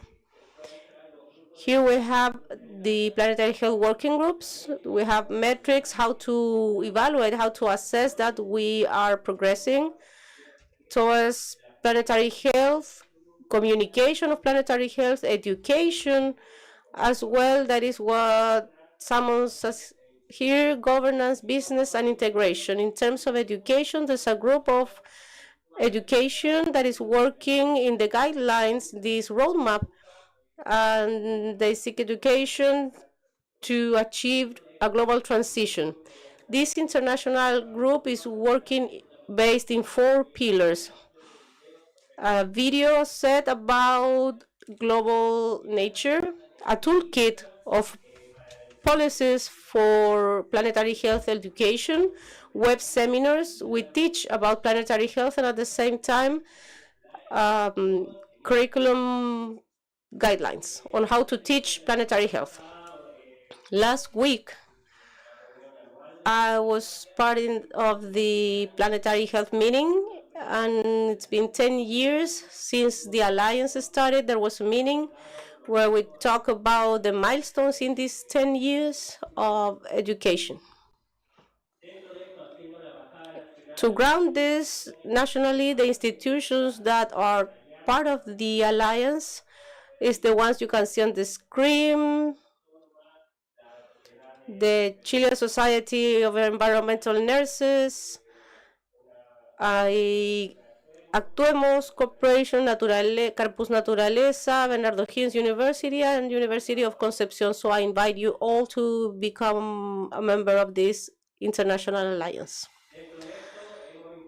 We have promoted the creation of the Chilean network of planetary health, and also the creation of a planetary health group in Universidad of Concepción. In the University of Concepción group, we are working to promote planetary health in training in the university to design, promote the strategies on planetary health, in collaboration with other organizations, including workshops, courses. In this group, we have people responsible like Laura Torres, Nicole Castillo, Ruth Riquelme, Angelica Melita. They are from different faculties and different disciplines, and now there are over 13 members in this group. And we invite people from the University of Concepción if you want to become part of this group to work on planetary health. And what is it that we've done in planetary health in the University of Concepción? We have created the course of planetary health. This is the first course regularly given in the university. There are other universities like Harvard University that have courses like this one, and we decided to create it in Universidad de Concepción. We are in the 8th version of this course. 9 teachers are part of this transdisciplinary course that is also given by different teachers from different faculties, which enriches training of students. There are 67 students that have undergone this course, and this could be given thanks to a work of the university that promoted the creation of this course in the university. You can see here the main content of the course, from introduction to planetary course, connection between soil, plant, animals, and human health, ecology, diseases, planetary health approach, facing toxic substances, nutrition, feeding, and a comprehensive approach on climate change and its impact, water resources, energy resources, urban spaces, and planetary health, socio-environmental perspectives, artistic expression, happiness in a healthier planet, benefits and opportunities of planetary health, new economy and business with focus on planetary health, and planetary health in legislation and governance. So it's quite a broad range of content. So we want to provide the students with this transdisciplinary view so they can actually understand the interconnection between different areas and how these converge in the environmental area and human health that have an impact on social living. We have also integrated planetary health in other lectures. We have been invited, and depending on the approach of the course, like health and environmental toxicology, ontology, among others. We carried the first Congress on Planetary Health here at the University of Concepción back in 2023, and we had a section on education on planetary health, which was led by Dr. Tatiana Camargo, who is a fellow education of Planetary Health Alliance, and she's also the leader of the regional hub of the Planetary Health Alliance, where we would also saw the comments from the students that were part of the course on planetary health. That was quite enriching to have this feedback from the students on their appreciation on the course. In the framework of that Congress, we also held workshops on planetary health for school students, both on planetary diet in terms of nurturing and artistic expression.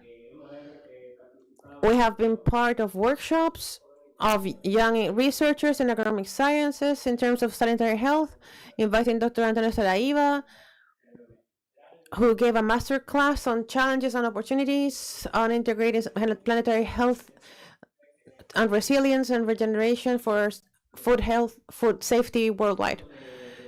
Summer courses as well for postgraduate students on the contribution of agronomy towards planetary health. And we also have created recently the Diploma on Planetary Health. This is the first planetary health diploma there is nationwide, and it seeks to provide this skill, these abilities that are transdisciplinary to people, that students can understand the interconnection there is between different areas, between the environmental area and the human health one and the social part in different areas. And finally, to mention that we have been invited to a course, a pre-United Nations Conference workshop in Brazil on climate change. And that's what I can say about the road that we have traveled through in planetary health education, both globally and nationally, and also from the University of Concepción. Thank you very much.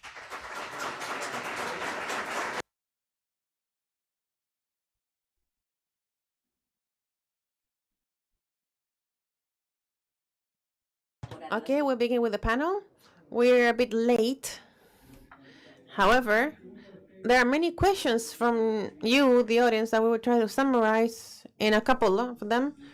So we invite again our speakers,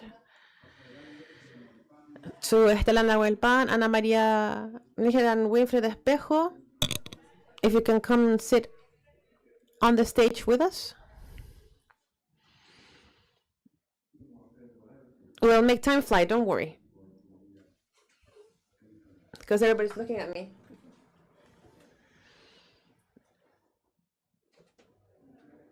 Does this work? Does it work? Can you hear me? Okay, you can hear me now. Good.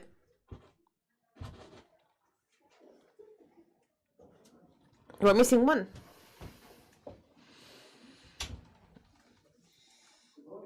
Please, I invite you to come to the stage. Estela, Ana Maria, Winfred.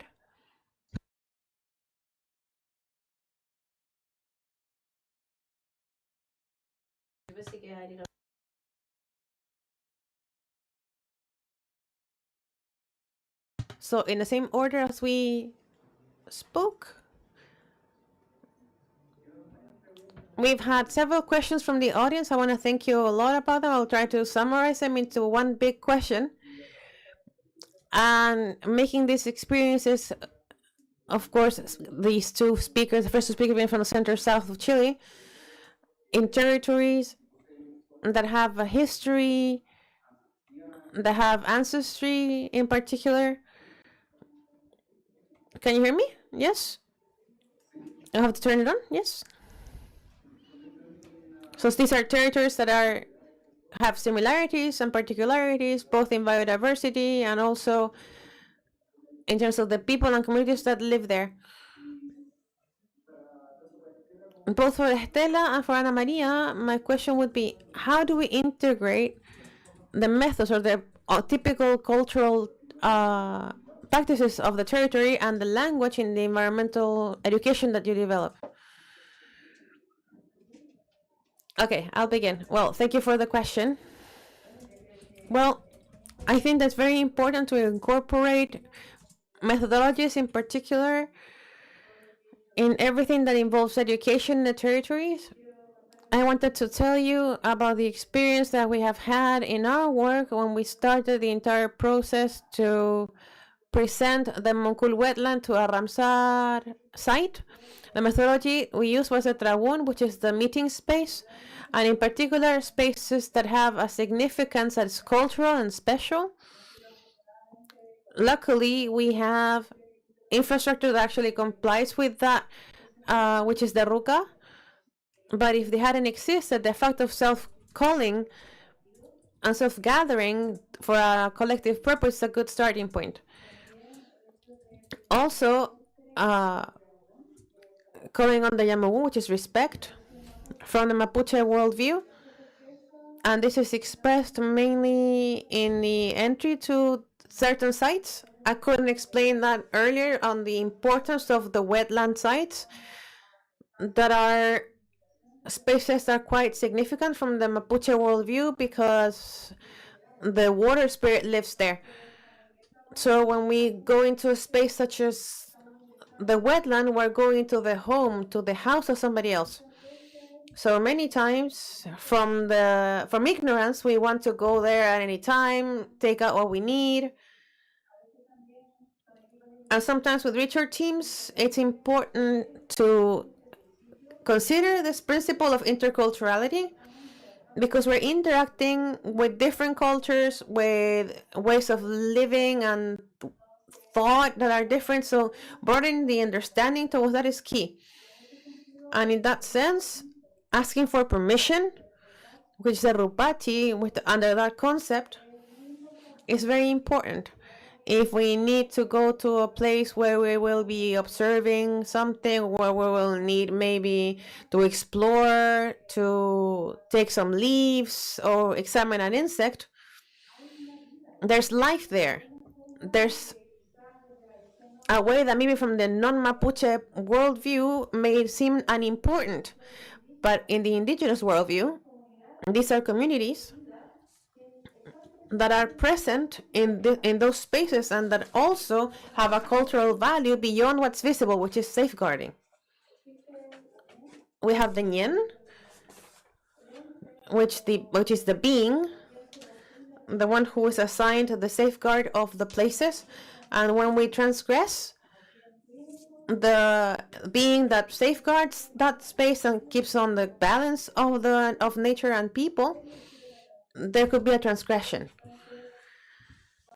So we learn about the importance of asking for permission, of briefly saying, I will be here for a bit, I need this for this purpose, because this will also generate knowledge and will allow other people to have a different attitude towards this space, to make my purpose clear, whether it's educational, scientific, whatever.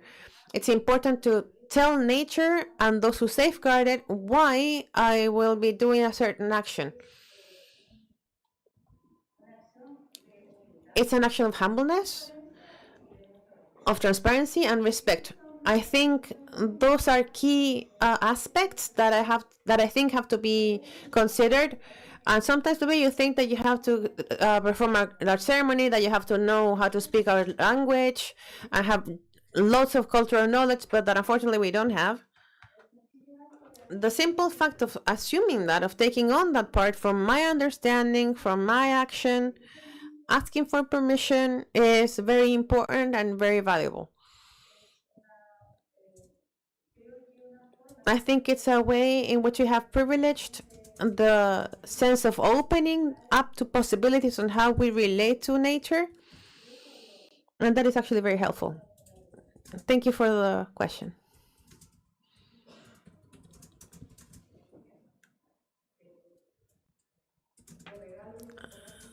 In Catalapi, as a gift, they left us a Mapuche prayer, and I cannot speak Mapuzungun, but it says Mari Mariñan. And I salute you, owner of the forest. We don't use it all the time. It depends on what we're learning, but we do practice it in the sense that if they catch insects, for example, in one of the slides you saw a vacuum for insects. Well, that vacuum, we also tell you know what, please treat those insects with love, because you have to return them to the forest later. It's about observing them, learning from them, and then release them in the forest. So we put that into practice with our attitude and our behavior towards nature. Not carrying out insectaries or dissections. What we find living, we leave it alive. And the sole action of doing this with respect conveys the message that we're looking after nature. So yeah, we also practice that. Thank you, Winfred.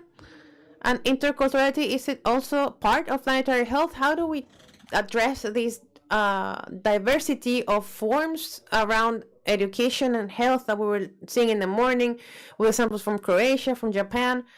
So even though these are universal concepts, education and health, at the same time, we have to take charge of that diversity. How do you live that? Well, from planetary health, we also address all of that.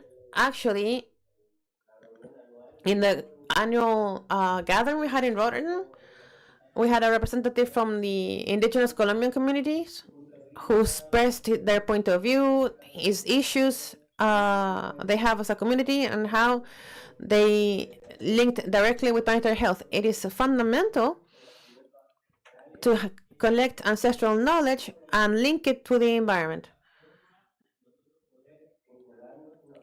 It's to link in a healthy and sustainable way with the environment.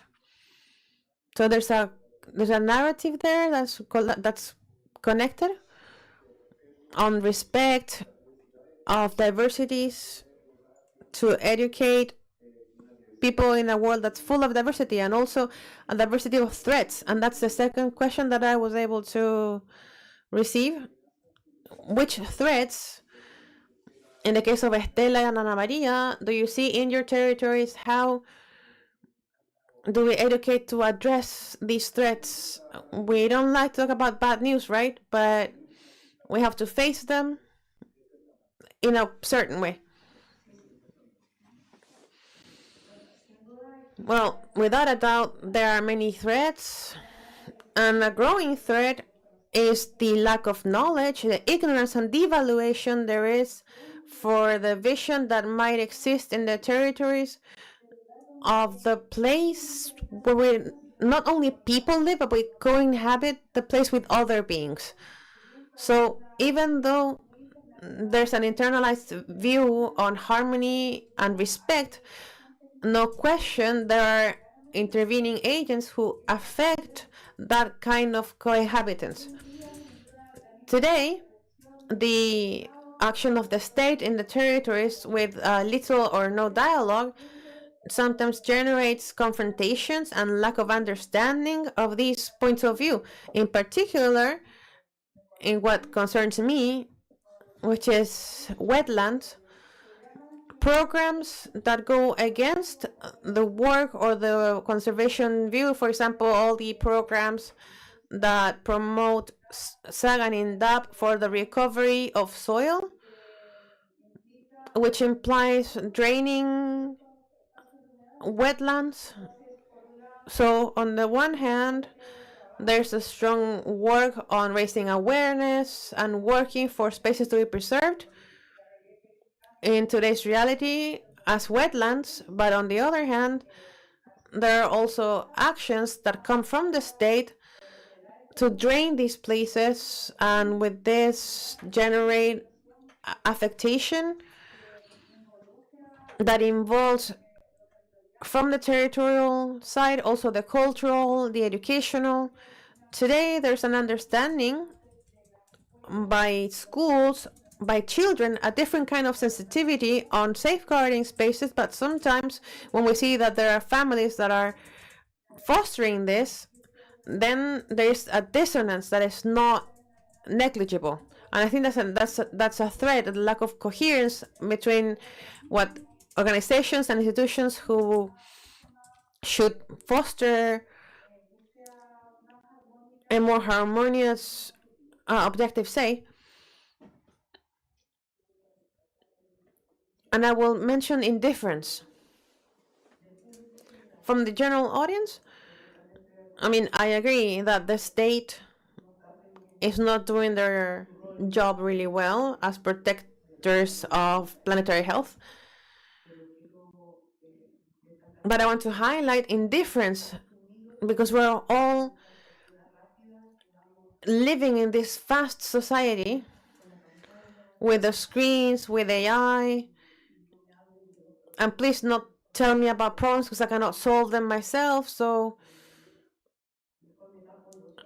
it's better to just cover my ass and move on and live a happy life, short term. That touches all of us. Every single one of us can do something and must do something. Each one of us is responsible. That's the awareness. Awareness on what is right and what is wrong. And that is something that each of us can see millions of times, but many times we decide to cover our eyes and do nothing. And that's the bad thing with modern society in general. Each one of us has a role to play, and in as long as you can do something that is small from your house, for example, recycling organic matter, all of us produce organic matter. And how many of you, I'm not going to ask you to raise your hand, but how many of you could do that at home? There are difficulties. Am I doing that? Am I doing the best I can? Am I doing something, even if small? But each of us is responsible for that. And that'll be it. So, Winfred, I wanted to join the answers from Estela and Ana Maria. So how do we, with these messages, how do we get, with the concepts of education on planetary health to massive spaces where indifference and contradiction predominate, that sometimes we say something and we do something else? How do you see, or how can you project this global concept of urban spaces, mass-scale spaces where the experience is extinct, as Anita was saying? Well, within the Planetary Health Alliance, there are many lines. Some of them actually mentioned is artistic expression. One of the ways of reaching people in general, society in general, are through artistic expression. So artistic expression is a very good way to reach a general audience, whether it is, well, artistic expression is in its different forms, and also highlight the importance of disseminators.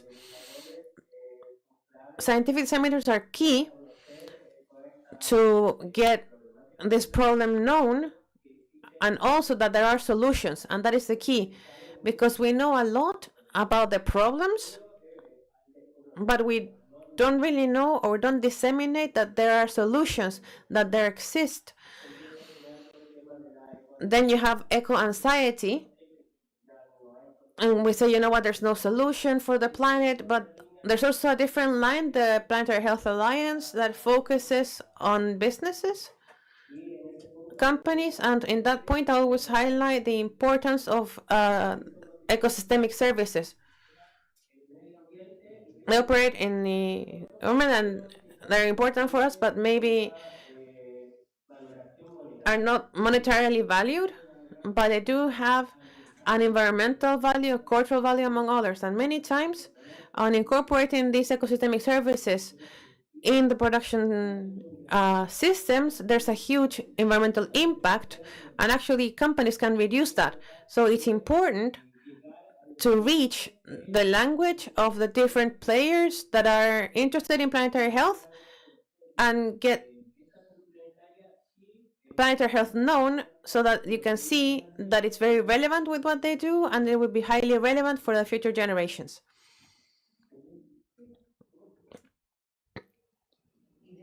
And in the curriculum, arts are the least valued subject, and you're saying that as a solution, artistic expression appears. Estela, in her project, mentions the bird festival. People like that. It brings joy to them. It brings emotion, and when you're happy, you learn more and better, and you collaborate more. So even though we're facing hard times, it is very important to relieve arts for scientists.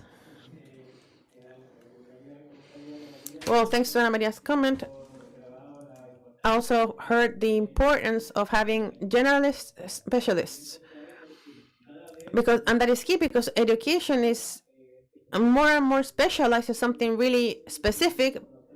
But if I tell that to my students, regardless of whether you work on something very specific or not, you have to be aware that you're part of a whole. So you have to be aware that there are factors that are older that might influence what you're doing now, and the little action that you're performing now will have an influence in actions in the future. So it's important, as Ana Maria was saying, to generate specialists in being generalists, in having done this interconnection between different areas, and being able to do the connection between science, history, artistics, social, business, to reactivate those links that were there at the beginning, and so that we as human beings can understand and use the different disciplines, but then reconnect them.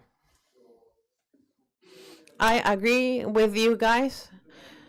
Interdisciplinarity, transdisciplinarity is not only scientific, it's also territorial. There are solutions, there are good news among all, and there's hope put in certain elements that things are not paying attention to, like art. We say there's room for a question. Hopefully it's a short one. The gentleman in blue.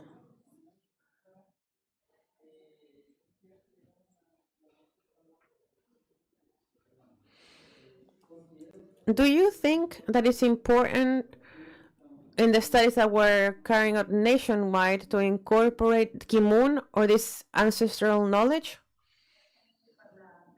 Thank you for the question. Yes, of course. I think this is key, and it complements what you said, in the sense that training of undergraduate and then postgraduate studies has to incorporate in the curriculum training that involves getting to know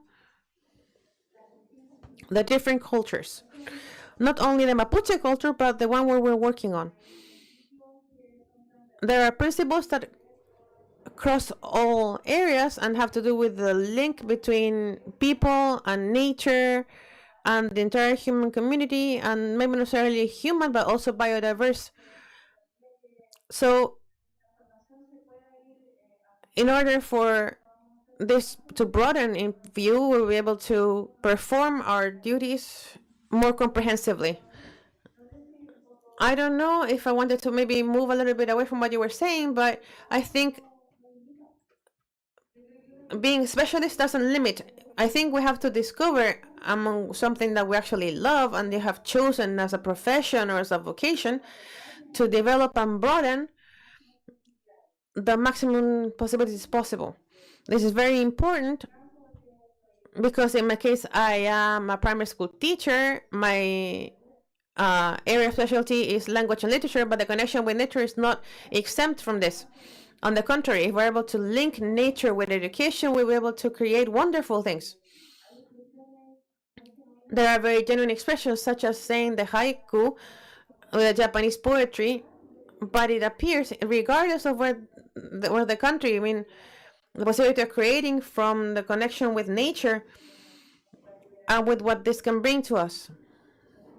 Children, young people, and people of any age will be able to get the best of themselves to express themselves. So in that sense, to incorporate the experiences, Kimun, the principles I was mentioning before of linking, of bonding with our environment in a different way will actually generate a person that will be different, who will understand the world in a different way. And if within that, academia or training centers or education centers from the first years or from the family, which is the first part, is key. And I don't think that we'll have to be, like Mapuche promoters or fundamentalists. They have to just have respect for the things that we need to incorporate still, and that will enrich our cohabiting. And if we had that act of humility, we would learn a lot. Thank you for your question. We would like to thank, of course, and thank you for participating in the panel. Thank you to the panel. Thank you to the moderator. We will give you some presents to thank you for giving us your presentation and for this moment. We would like to invite the Vice Rector of Administrative and Financial Affairs and also the Sub-Director of Campus Naturaleza to come join us in giving out these presents to Dr. Andrés Fernandez. You can start giving the presents to them, and with a round of applause, we would like to thank them. Then we have the picture.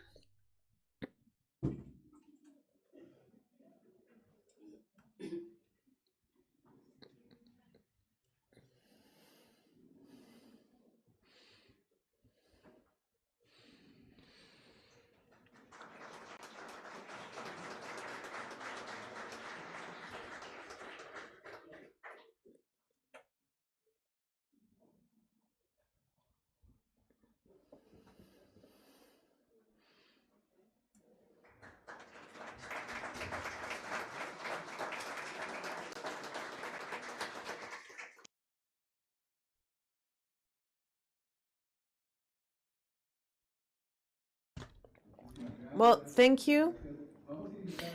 We will invite now Dr. Cristian Echeverría Leal, Director of the Campus Naturaleza Project of University of Concepción, to close this forum. Dr. Echeverría, please.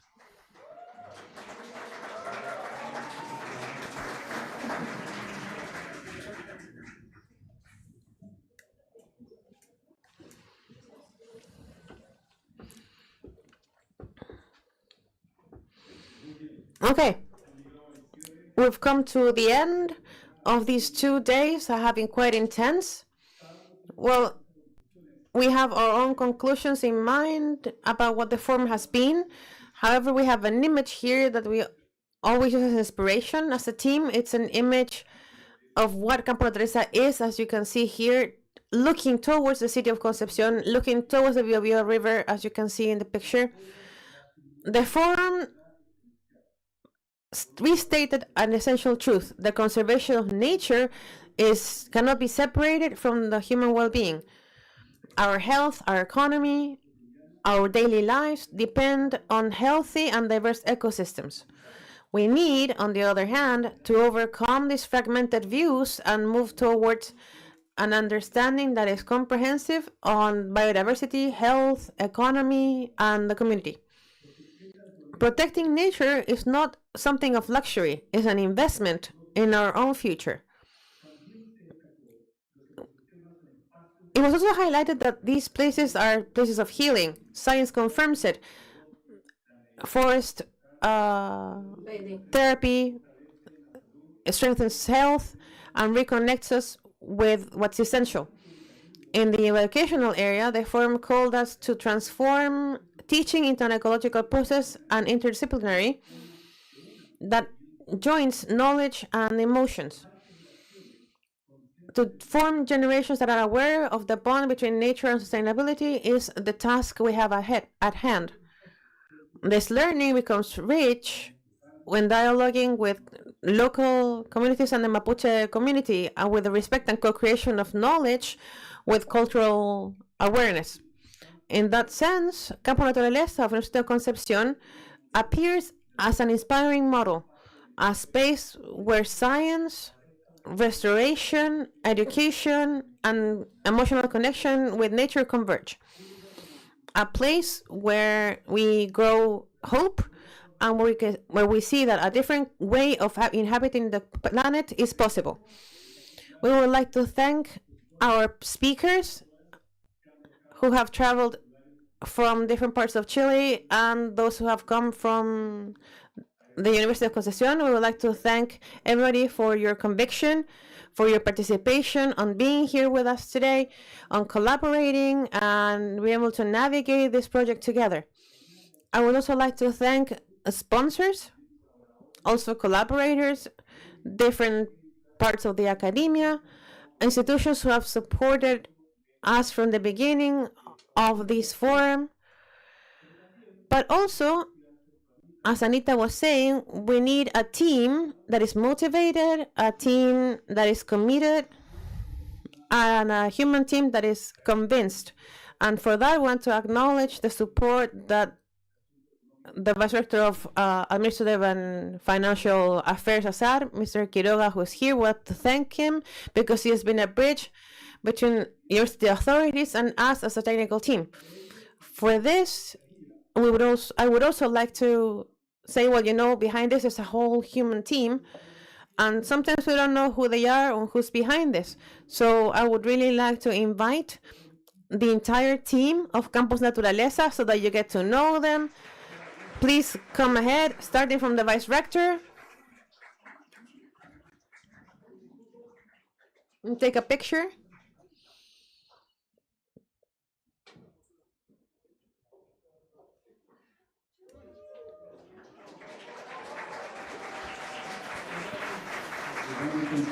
So a round of applause to the members of the Campus Naturaleza team.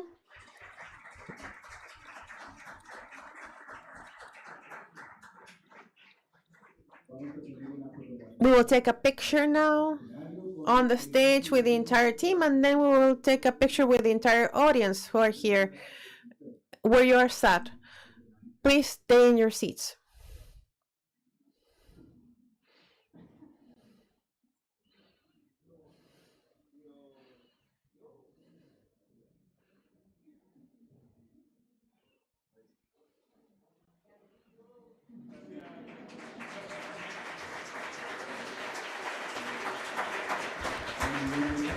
Okay, thank you very much, Dr. Echeverria. And now we will take a picture, but looking to the audience so that the entirety of the people here can appear in the picture so that the cameras can come to the stage now.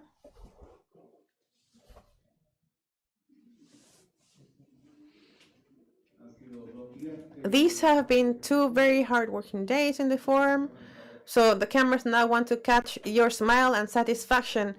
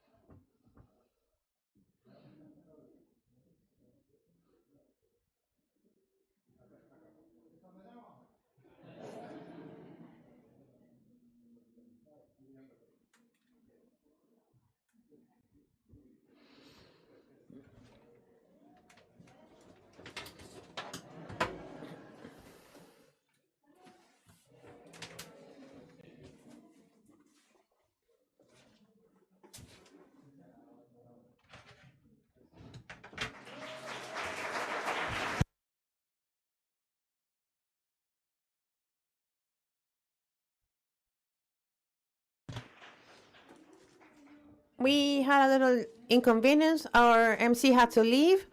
So to finish this activity, we want to invite you to a coffee break that has been set out outside for you all. Thank you so much.